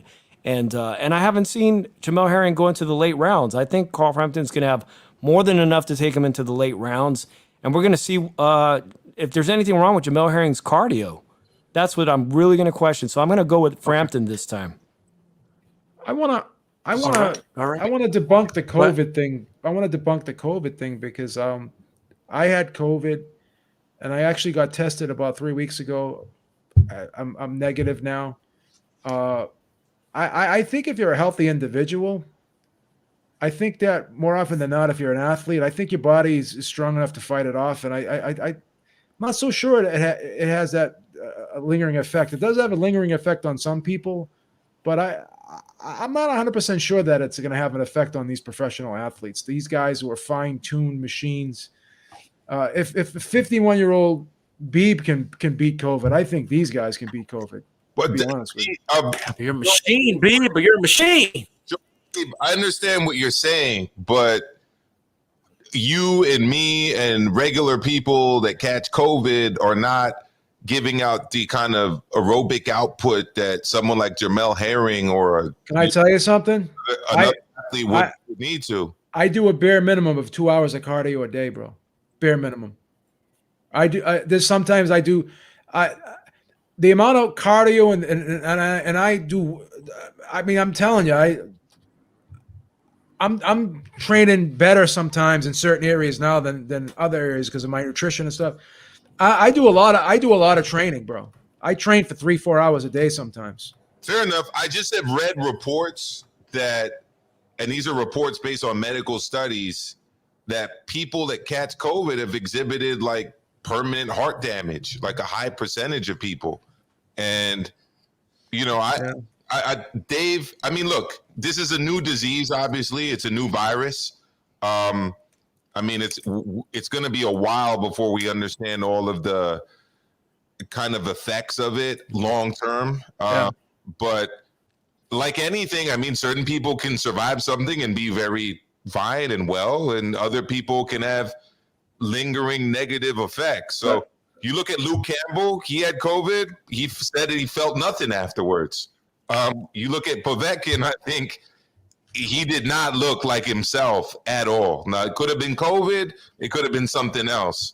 We don't know. Yeah, but he could have got old overnight too, though, because you have to understand he's 41, and he was right at that age where you could get old overnight. And here's another thing too: these guys, when they get tested before a fight, they get EKGs, man. They your heart's being looked at. You know, I got an EKG a couple times. Got a chest X-ray. You know, I was told to go back and get a chest X-ray. My chest X-ray was clear. My EKG was fine, even when I had COVID. You know, so I don't know. I don't think that it was COVID with Povetkin. Povetkin was a 41-year-old individual, man. That's the thing.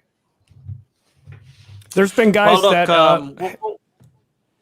Go ahead and finish that point. We're going to move on. Go ahead and finish. Yeah, I just want to say, I mean, it's not. It is science, but I can't say for certain. I mean, Stephen Fulton from Philadelphia came in with a performance of his lifetime to become a new champion after COVID.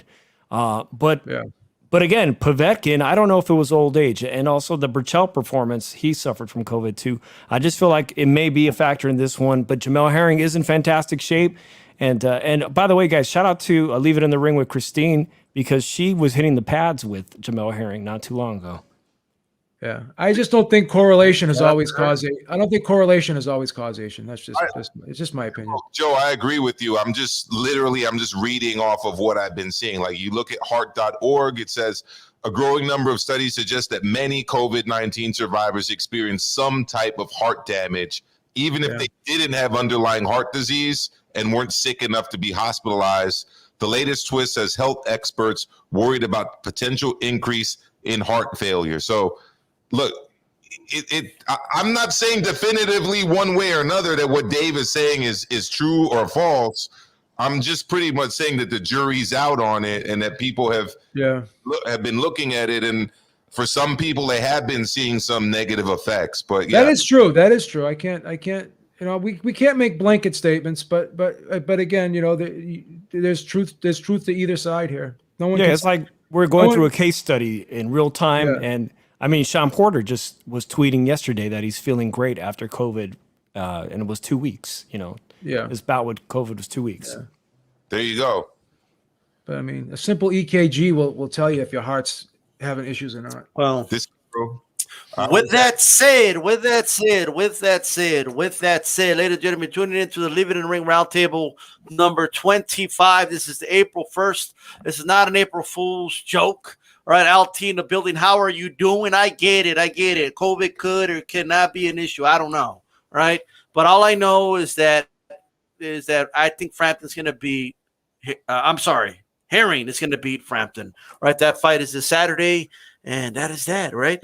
Casimero's promoter, MP Promotions, is out here saying that they want to retire Guillermo El Chacal. They want to retire his ass. Rigondeaux said, hey, bring it on, is what he said. Oh, you want to get rid of me? Okay, well, it's easy to say it. It's another thing to do it. Casimero MP Promotions almost suggesting that they're going to do the boxing world a favor by getting rid of the boring Rigondeaux. That story is on BoxingScene.com. Make sure you guys check that out whenever you get a chance. You know, just giving credit to the old media out there, you know, just doing that. You know what I mean? Hey, Rod in the building. How are you doing? Attitude Cool in the building. How are you doing? Hey, Roundtable, what's up? Wake up. All right, can you guys wake up a little bit? Can you lighten up? Totally. The mood's too down. Like, we're talking about COVID. It's depressing and shit. Let's pick it up. Come on. Anyway, with that said, I'm kind of heated with what Casimero's people said, all right? Because they want to get rid of Rigondeaux. How are you going to be doing Rigondeaux like that? What the hell's going on? Gee, fuck you. Well, why are you trying to do Rigondeaux like that? What's going on? It's nothing new, man. Rigondeaux is one of the most disrespected fighters in the last 10 years, man, that I've seen. And it's a shame for a guy who's so skilled like him, and guys ran away from him at 122. I'm talking Frampton, I'm talking Quigg, I'm talking Santa Cruz.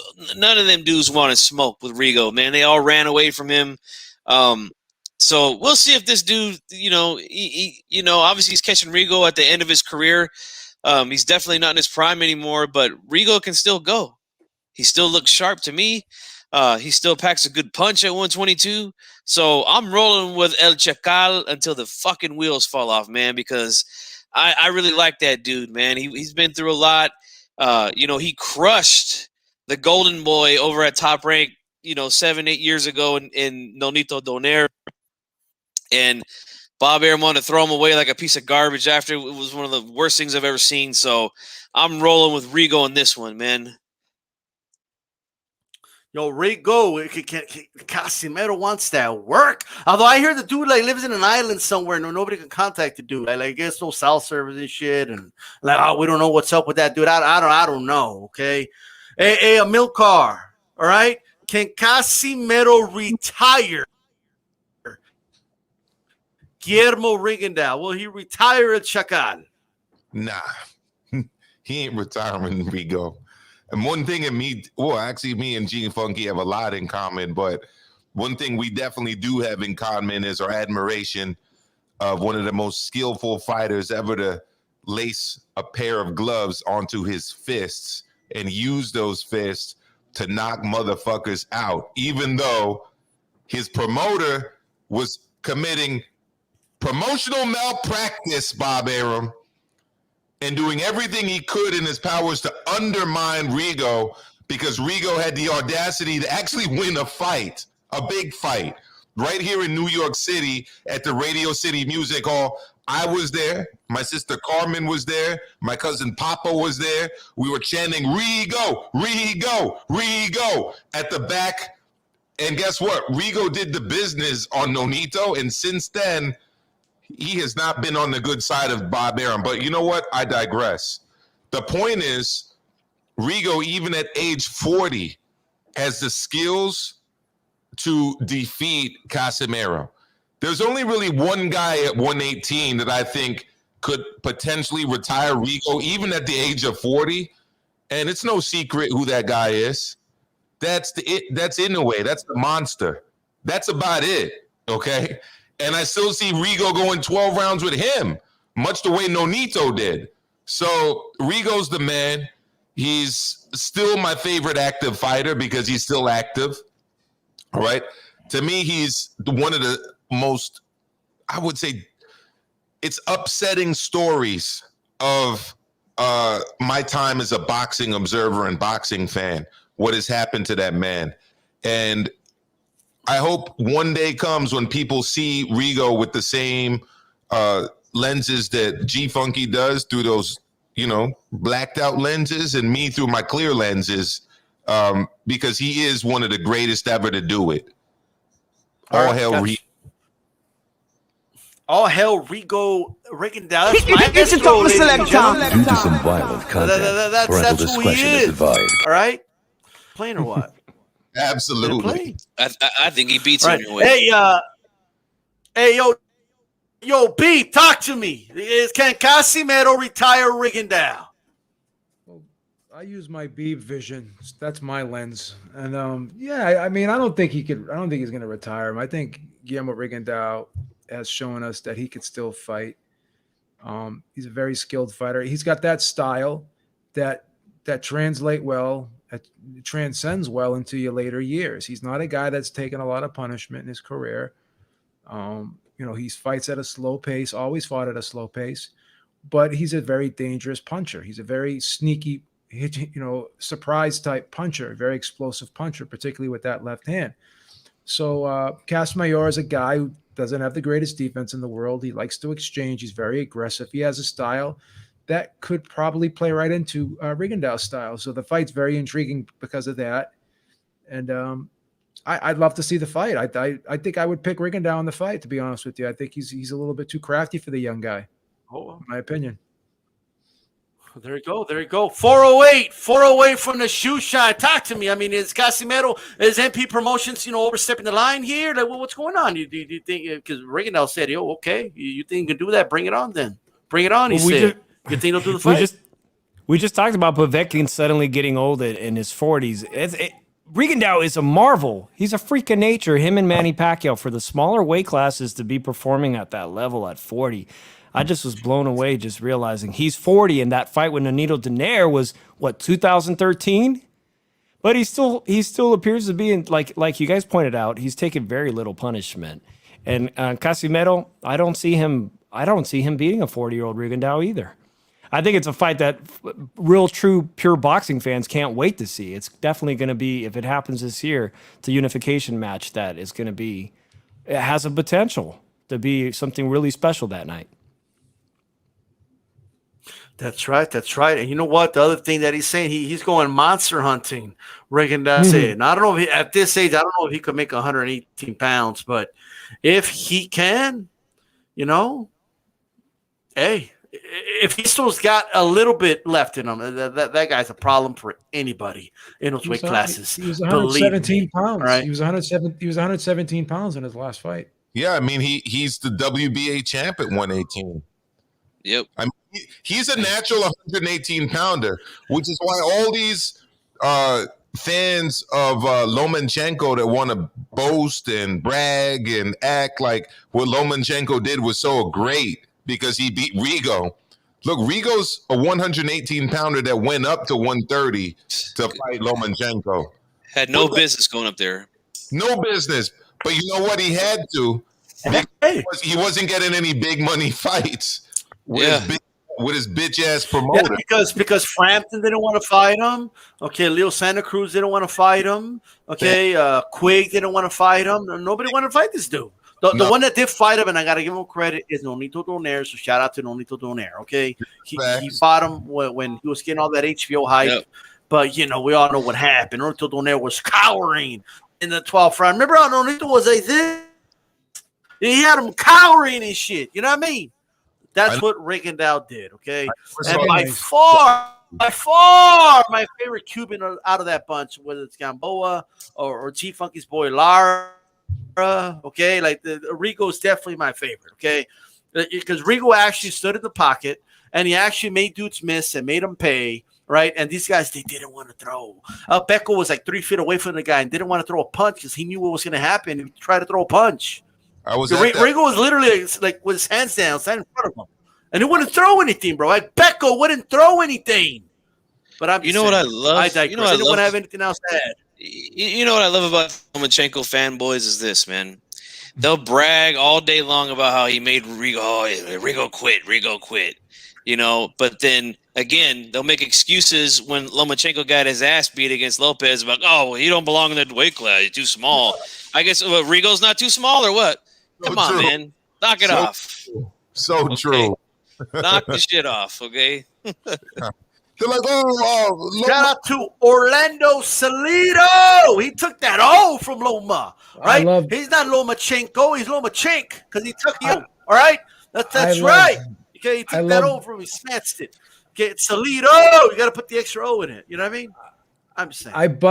I destroyed those Lomachenko fans for like a month straight after that fight. I made a video. I made a video every day taking shots at them. I made about 4 or 5 in a row myself. I just loved it. Yep. Those are great times destroying those Lomachenko fans. They that's their thing, man. That was the excuse. He's too small, but Rigo wasn't too small though, huh? Come on, man. It's what it's like, Joe. It's like when you tell a kid that Santa Claus doesn't exist or that the Easter Bunny is not real. Yeah. Lomachenko's not invincible, guys. Yeah, that's how I feel. And it's I'm gonna change. Now you know how I feel when I got to I'm gonna change my name to Joe. No, I was gonna say that's how I feel, guys. Joe Red Pill. Like every time I gotta tell you guys that Fury ain't gonna fight AJ, I feel like the guy telling people Santa isn't real. That's why I feel. That's because you're a part of the red pill club like me. We took a lot of heat for that pick. Remember that, guys? We took a lot of heat, man. But we gave it back to them. Yeah. And they still crying about it. Oh, the fight was close. He didn't have a rematch. Fuck out of here. He lost 9 rounds. 9 rounds. The dude lost 9 rounds. Okay, that's right. By the way, for those wondering, there was no 8CP podcast on the channel this week. We actually did a show on Punch Drunk's channel. Okay, so HCP was featured there. Make sure you guys go ahead and check out. Shout out to Punch Drunk. All right, and hey, yo, so like there's this dude, right, and his name is Andy Ruiz, right?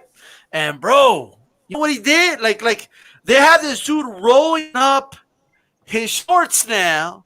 You know what I mean? And showing off those thigh muscles. You know what I mean? Everybody, oh my God. I can't believe Ruiz. Look at him train. Look at Ruiz. Look at those thunder thighs. You know, that's going to be his new nickname. You know, Andy Thunder Thighs Ruiz. That's all I see. Like, you know what I mean? Like, because he's been using those long shorts. I think he always had those muscles. But now, you rolled them up a little bit. You know, who likes short shorts? Andy Ruiz likes short shorts. You know what I mean? All over everybody's all impressed. Everybody's like, oh, my God. Everybody's like, oh, Ruiz, he's in shape. You know, Chief Funk is excited. He's pumped to see what he's going to do. Reynoso's pumping him up. He's saying he's going to weigh in 255 pounds or less. Let's keep it PG-13. 255 pounds or less. Yo, I want to start with Chief Funky because that Chief Funky believes in Andy Ruiz. You know what I mean? He puts his neck out for Andy Ruiz, right. And so do I. But you know, Chief Funky does. Talk to us, Chief Funky. Is he going to weigh south of 255? Is he going to be in great shape and do those thunder thighs impress you? No fat shaming.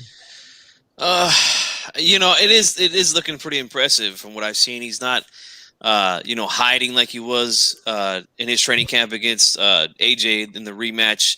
You know, he's showing a lot of footage. He's showing the weight cut, and he's showing all the good training, the footwork, the head movement that he's doing in there and stuff like that. I'm liking what I'm seeing, and, I've always said this, man. I think Ruiz is probably the most skilled heavyweight in the game right now. He's got a great amateur background. He's got a lot of amateur fights. I think with training like this, he could definitely get back, become the heavyweight champion again. But, we still got to see it, man. I know Chris Arreola is, pretty much a dead man at this point in his career. Ruiz been out of the ring for a long time, so, I'm not sweating it. As long as he gives us something good after. They got to give us something nice after this fight here, after he does away with Chris Arreola. But I think he can get his way back up there, man, if he just continues to stay in the gym, stay in shape, stay disciplined, focused. I think he can do it, man. I think he can beat any of these heavyweights, to be honest with you. Mm-hmm. All right. Okay. All right. Hey, 408, talk to us. Do you buy? Are you buying that this dude is ready to go? I think the photo shoots of the quads are legit because I can disprove that the prior shots of the six-pack with the tattoos, they didn't match. Those didn't line up, but these quad shots look legit. I'm happy for Andy Ruiz, especially because today, we didn't mention it, is National Burrito Day. So if you're in the West Coast and you still have a chance to go get yourself a burrito, let's do it. Oh, man. This fight, I'm looking forward to it.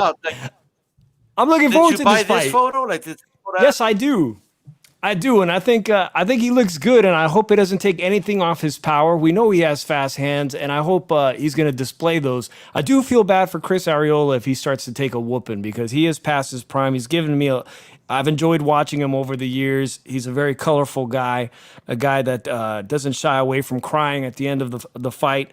I hope he doesn't cry. I hope it's not another one of these retirement speeches. I hope nobody gets seriously hurt. I know it's a hurt game, and I'm definitely looking forward to this one, and I hope it doesn't turn out like one of those fools gone wild Instagram videos. Yo, He looks pretty impressive in this photo, right, for Roy?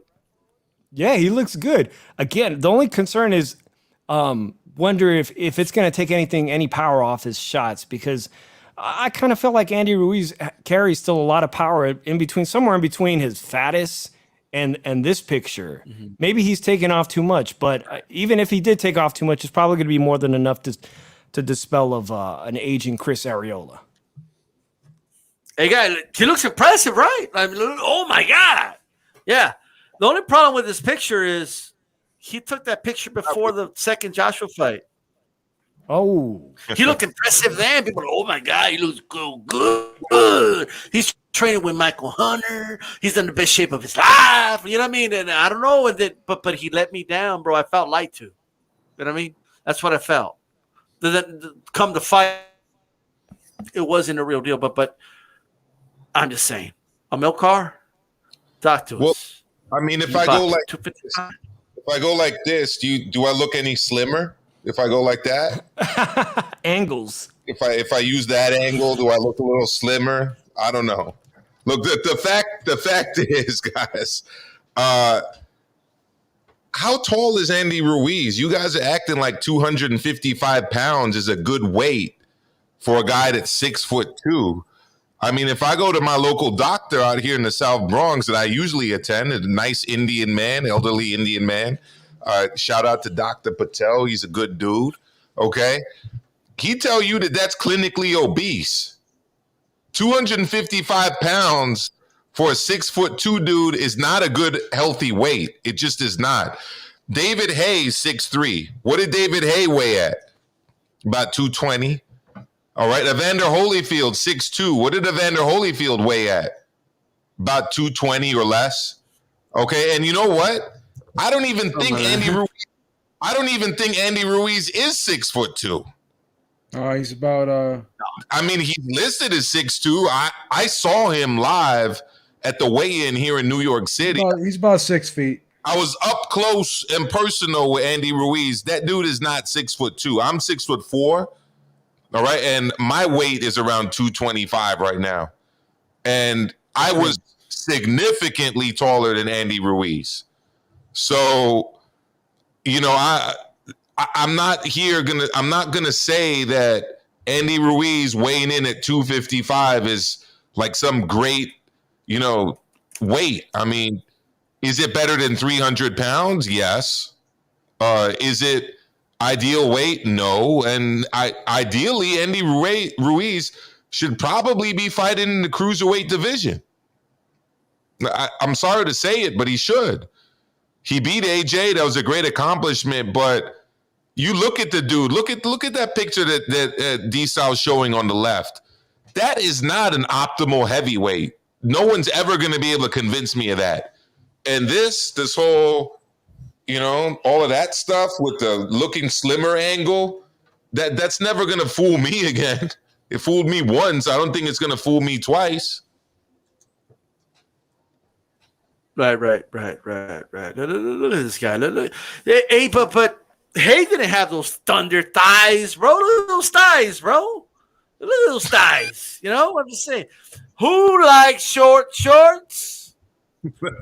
Andy likes short shorts. Hey, Joe Habib, talk to us, brother.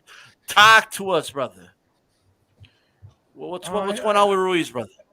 I feel a little bit bad for Andy Ruiz because he's got a problem, you know, and it's a serious problem, and it could really hurt him later in life. He's still relatively a young guy, but his weight's going up and down, up and down, up and down. He's definitely an emotional eater, I would think. Seems to me anyways. And foods like his release. So, you know,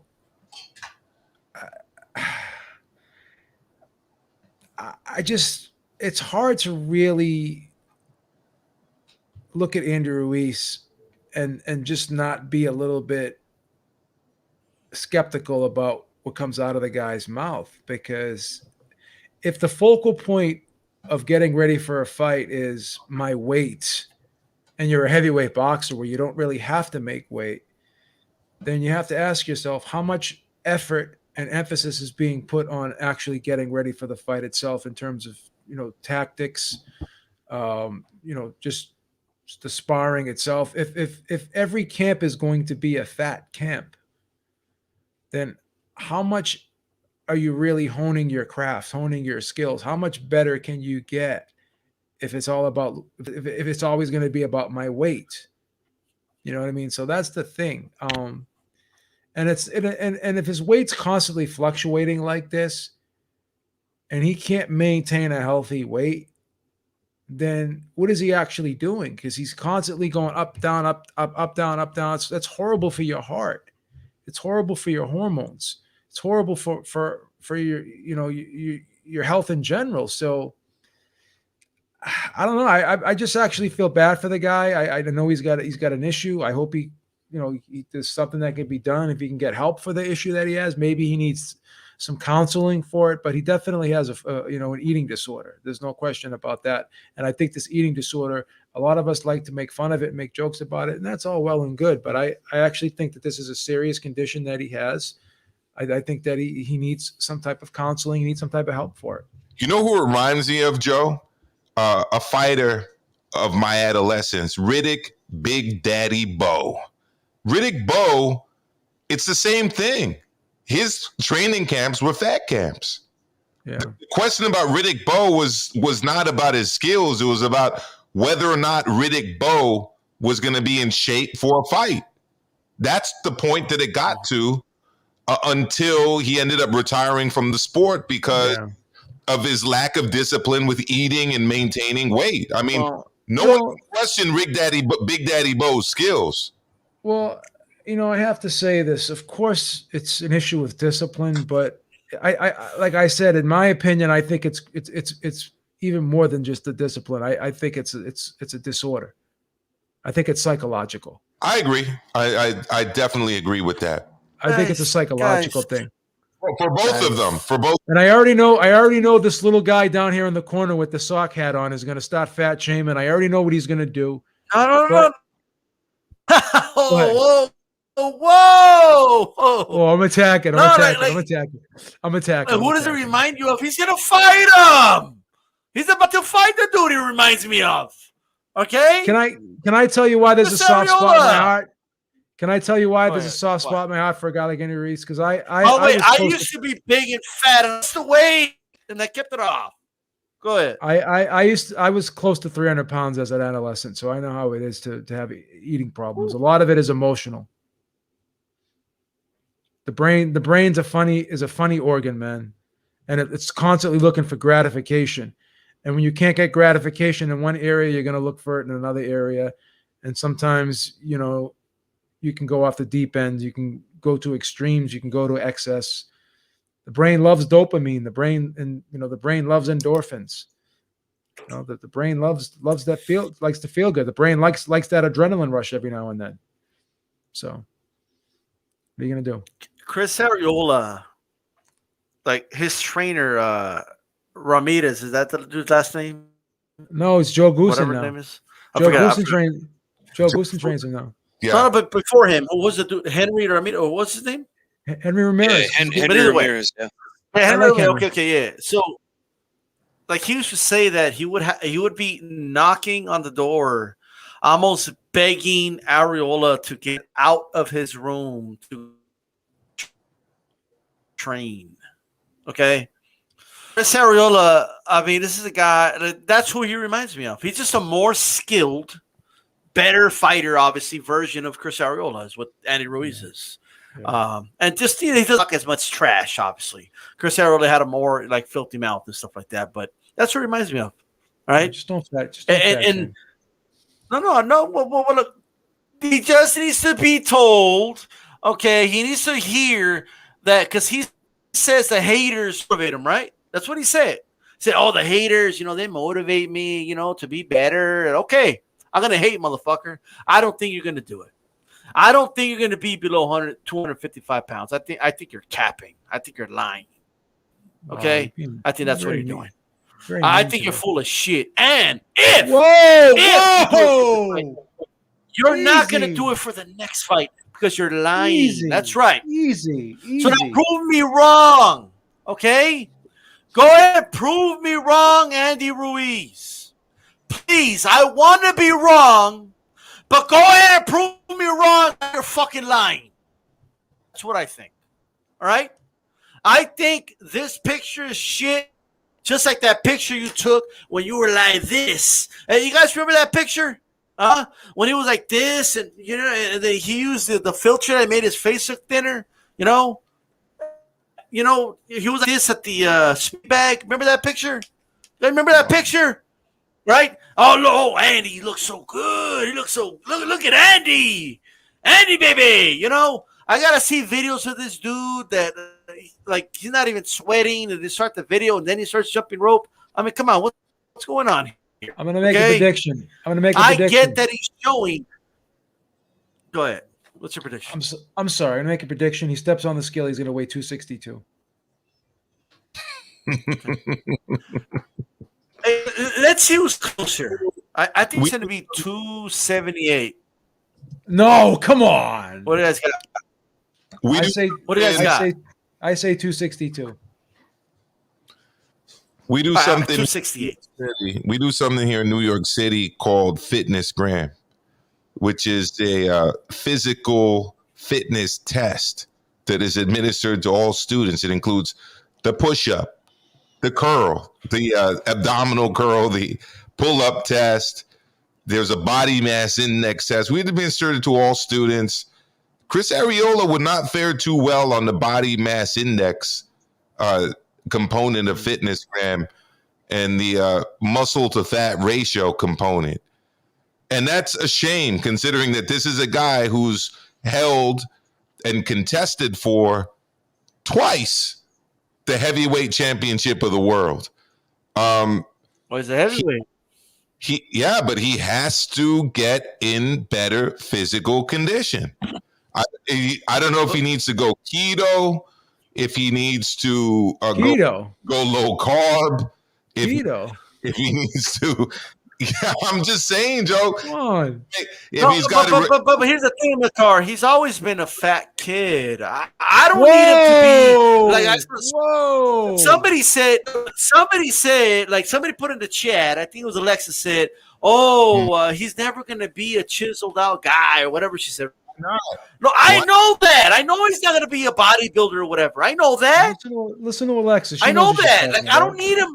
I don't need him to have a six-pack. I don't need him to have any of that. I just need him to be in good shape. Was like I'll take like the fight he was before AJ. Okay, the Ukrainian cat he fought.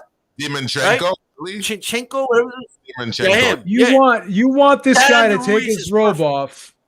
You want this guy to take his robe off and look like ravishing Rick Rude in the abdominal area. It's not going to happen. No. That's what you want. That's what you want. No, he's going to be in a pose-off against ravishing Rick Rude. No, I just need him to take the robe off. Do that. One thing I disagree with Milcar is I don't care that he's fat. Okay, I just need him to be in decent shape. And in shape doesn't mean like chiseled out and a six-pack. We gotta stop fat shaming. We gotta stop fat shaming on this channel. But I'm not fat shaming. Like, be husky, like they said in the chat. Be a husky kid. Okay. Sure if you sat down and talked with Andrew in that Reese. fight, he looked good. He had power.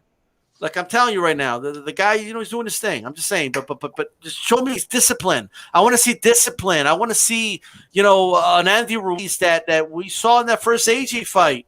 Where's that dude at? He didn't show up in the rematch. He was severely out of shape. It's not that he was fat. He was out of shape. He was out of breath. He could barely move. Let's give him the benefit of the doubt. I think he looks fine, man. Right he was now, eating I think he looks pizza. like he's working hard. I don't know. There's nothing wrong with carrying extra. Well, that's how he looked the last time, G Funky. G Funky has a good heart. You know what I mean? He really believes, and and Andy, I get it. Believe in him. I want you to believe. He needs people to believe in him, but he also needs people to tell him the truth. Okay, so I'm going to tell him the truth. I don't believe him. He's capping. I'll tell you this. He's capping like he was the first time. I love the ravishing Rick Rude comment by Beeb. He's going to have a pose off. Remember him and the Ultimate Warrior had a pose off at one of those Royal Rumbles? And he's going to beat him in most abs. do you think this guy's gonna do? Like friggin' like Mark Wahlberg do friggin' Hanes commercials and stuff? Calvin Klein underwear commercials. Let's hear what this guy's about. What do you want? There's got to be you want him to be a fitness model? Hey, Rod, if you want to take the over-under, I got the over. 230, I got the over. $5. Is that a bet? He's coming in. That's a good bet, man. 255 is coming in. Are you guys familiar with Soyaraya Jimenez? I mean, whoever her coach was, this was a Olympic weightlifter from Mexico. I think she was the first woman ever win gold in weightlifting from Mexico. I didn't know that. Yeah. Look her up. I'll look her up. Sydney Games. I think it was Sydney 2000. And he can be better, man. He can be better. I'm tired of this narrative that he's Mexican and all Mexicans are fat, or Mexicans all drink beer, or eat burritos and tacos and we don't stereotype city here. Dude, it's embarrassing. It's embarrassing that the two top Mexican heavyweights in the last 10 years, say that they can't defeat food. That food whoops their ass like every training camp. It's a bad example. I mean, I just gave you an example of a Mexican who won Olympic gold in weightlifting, and I believe she died at a young age due to a but a heart the food condition. is so good, though. I can't lie, though. The food's fucking good. But you know what? It is what it is, okay? Stop making fun of the guy. Stop making fun of the guy. You're not helping. Better than the heavyweight championship of the world, though. You're not helping, D-Star. You're not helping. Can't shame this guy. Yeah. Look. Here's something I want to let everybody know, because we're going to close out of it, okay? Andy Ruiz had us all fooled. He had all of us fooled. He had me fooled. He had me believing that he was going to come in even like I was saying things like, shit, he couldn't handle Ruiz with a fight. But we can't imagine Ruiz with all this time in his hands, and then now he's got the money to get a nutritionist. And I was going for Andy Ruiz. Then I saw him at the weigh-in, and I flipped my pick. That's how bad he looked at the weigh-in. I switched my pick at the weigh-in. I said, yeah, he's just going to beat this guy. All right? You can't do that. That's how bad he looked at the weigh-in. I was convinced. All right? Like, I'm just saying, the dude has fooled everybody, man. The Thunder Thighs don't fool me. Sorry. Not me. They're going to fool me, man. No, sir. Anyway, with that said, we're going to go ahead and pie to the face bet or what? Pie to the face bet. What do you say? For what? That Ruiz comes in at or under what he said. He won't do it. No, because I want him to prove me wrong. I'm not going to. No. See, he won't do it. He won't do it. See, I think you have to reserve the pie bet for special fights, not a weight. Tres leches to the face. You think Andy Ruiz? This guy, Andy Ruiz. So G-Funky, if he weighs 255 and a half, you lose the bet, right? And you have to eat an entire tres leches cake. Show us the whole cake and eat the whole thing. G-Funky? On the panel. I could do that. I could do that. I don't have to bet somebody to do that. Okay, that ain't healthy, but I could do it. You have a sugar overdose. Just like saying, hey, D-Style, if you lose, you got to eat a whole plate of enchiladas from your grandma. Okay, no problem. Now, if it's a whole cake that you got to eat, I won't bet that, because I don't want D-Style to end up in a diabetic coma. All right? That's a lot of sugar, man. It is. That's right. Hey, man, one more thing about Ruiz, in all seriousness, and Milcar is making a good point, okay? It's just not a good look, man. It just isn't. Like, I'm just saying. This guy was eating with the Saudi prince and thought it was like Eddie Hearn, that motherfucker, Eddie Hearn. Let me tell you something about Eddie Hearn, okay? That motherfucker, he's smart. He's a snake, but he's smart, okay? He got, like, a plate full of tacos, like a whole thing, tacos and pizzas and all this shit, right? And he rolled that shit up to Andy Ruiz's hotel with the Saudi prince. And he had Andy Ruiz like eating in front of Prince, like it's some type of like what was that about? You know, like he's like, oh, this is how you eat the taco, and like oh, let me show you how you put the salsa, and like he was like, what is this? All right, that shit wasn't right, man. That shit. Embarrass the guy. You're shaming him. You're shaming him now. You're shaming him. I'm not trying to embarrass him. That's what he did. You can see that shit like I'm just saying. That's what he did. That's what he did on his way to losing the heavyweight championship of the world. He was trying to be hospitable. He's trying to be hospitable. No, look. I say I'm going to say this again. I said it earlier. It's time to shed this stereotype, okay? I remember when I was I think I was 18, 19. I was very interested in, getting to my roots and all of that. My granddad's originally from Mexico. I went down there. It's the first time I saw I was in Mexico City. It was the first time I saw veganism, people eating healthy, natural, organic foods. I was in Coyoacán near the UNAM campus, and it was flooded with hippies and people that ate natural and vegan and all of this other stuff. I mean, you don't have to eat like that to be a legit, quote unquote, Mexican. You don't have to fulfill that stereotype. Dude, you are the heavyweight champion of the world, representing Mexico, being the first Mexican to ever do it. Is that what you want, to be doing a taco eating contest essentially in front of Prince of Arabia? Come on. I like how Milcar's you don't want to do that, but I just made a whole plate of enchilada joke about myself a little bit ago. But anyway, guys, we're going to go ahead and end this one, guys. I want to thank everybody that tuned in. We're listening on archive. Make sure you hit the like button. We're going to do final thoughts here. Dave, from the 4-way tower, where they can find you, give us some quick final thoughts. Oh, yeah. Hey, thanks for having me again, guys. I love being part of the network. I'm on Monday nights this week. We had some health issues, so we weren't able to do it. But we'll be back Monday night after the Leave It in the Ring crew, a Milcar show, and David, of course, on YouTube. And I'm going to put that right here on the link. And everyone enjoy this ESPN Plus fight, man. It's really competitive. It's probably a 50-50 fight. We'll see if my COVID theory plays out next week. Absolutely. Milcar, Tyler, we can find you. Give us some quick final thoughts, brother. Well, you can find me at Maestro Boxing. If I'm there in the YouTube algorithm, I'll drop the link to my channel here in the chat. Very disappointed in the zone. I got up super early. Could not find the Tim Tszyu Dennis Hogan fight. It was ridiculous. Man. It was ridiculous. I had to watch that shit on YouTube, even though it was announced that this fight was taking place on the zone. Why the fuck am I paying money to ESPN Plus? They don't carry international fights anymore.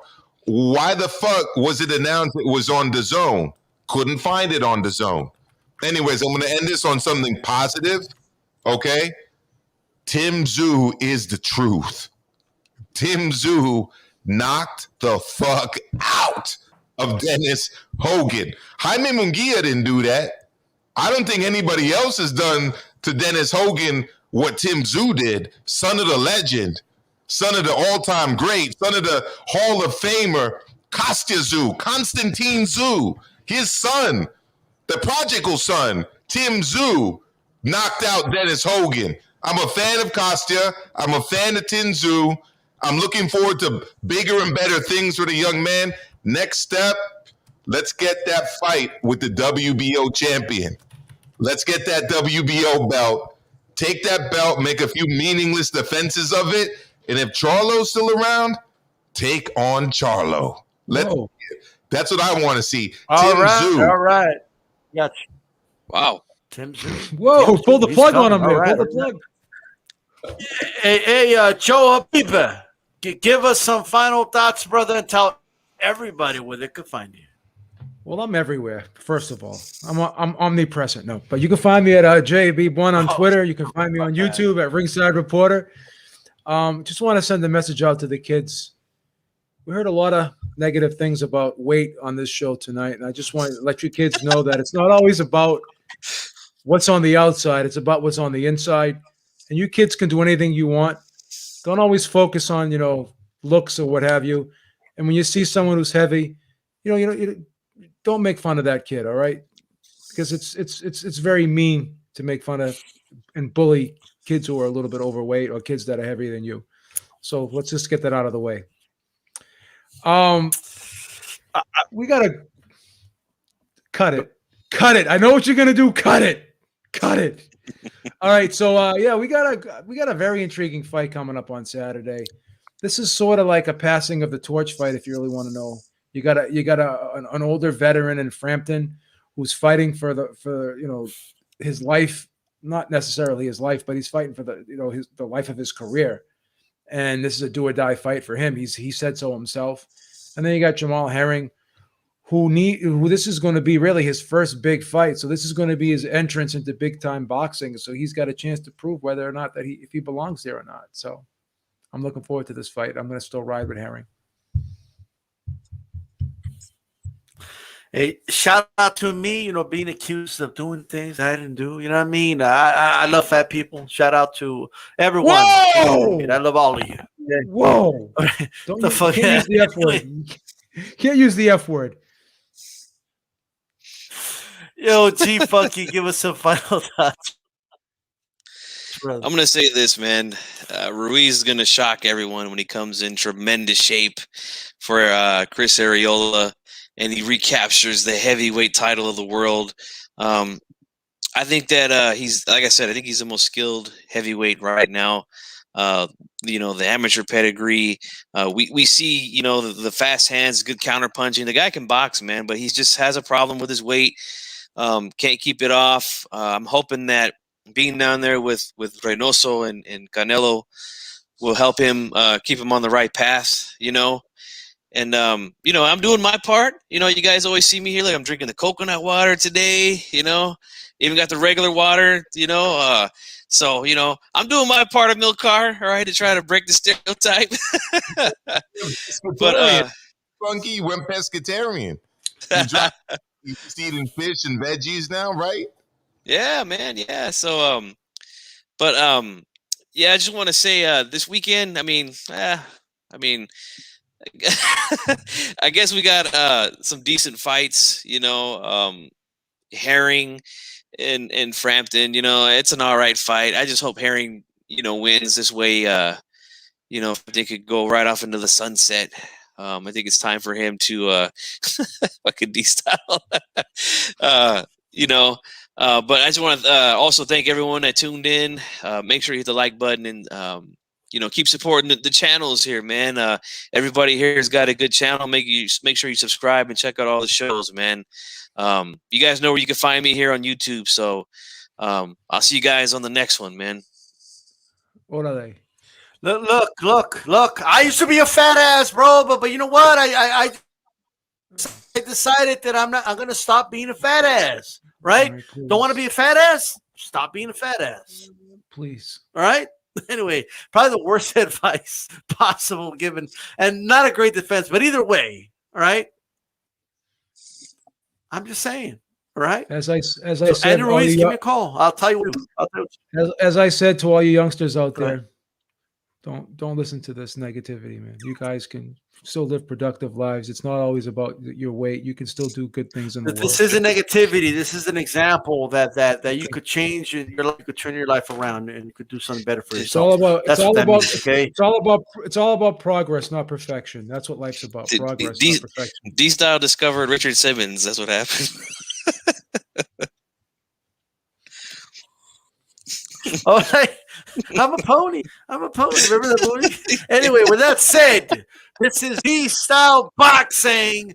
All right, please no cancel culture. This is the era people are gonna cancel culture me thanks to Beeb.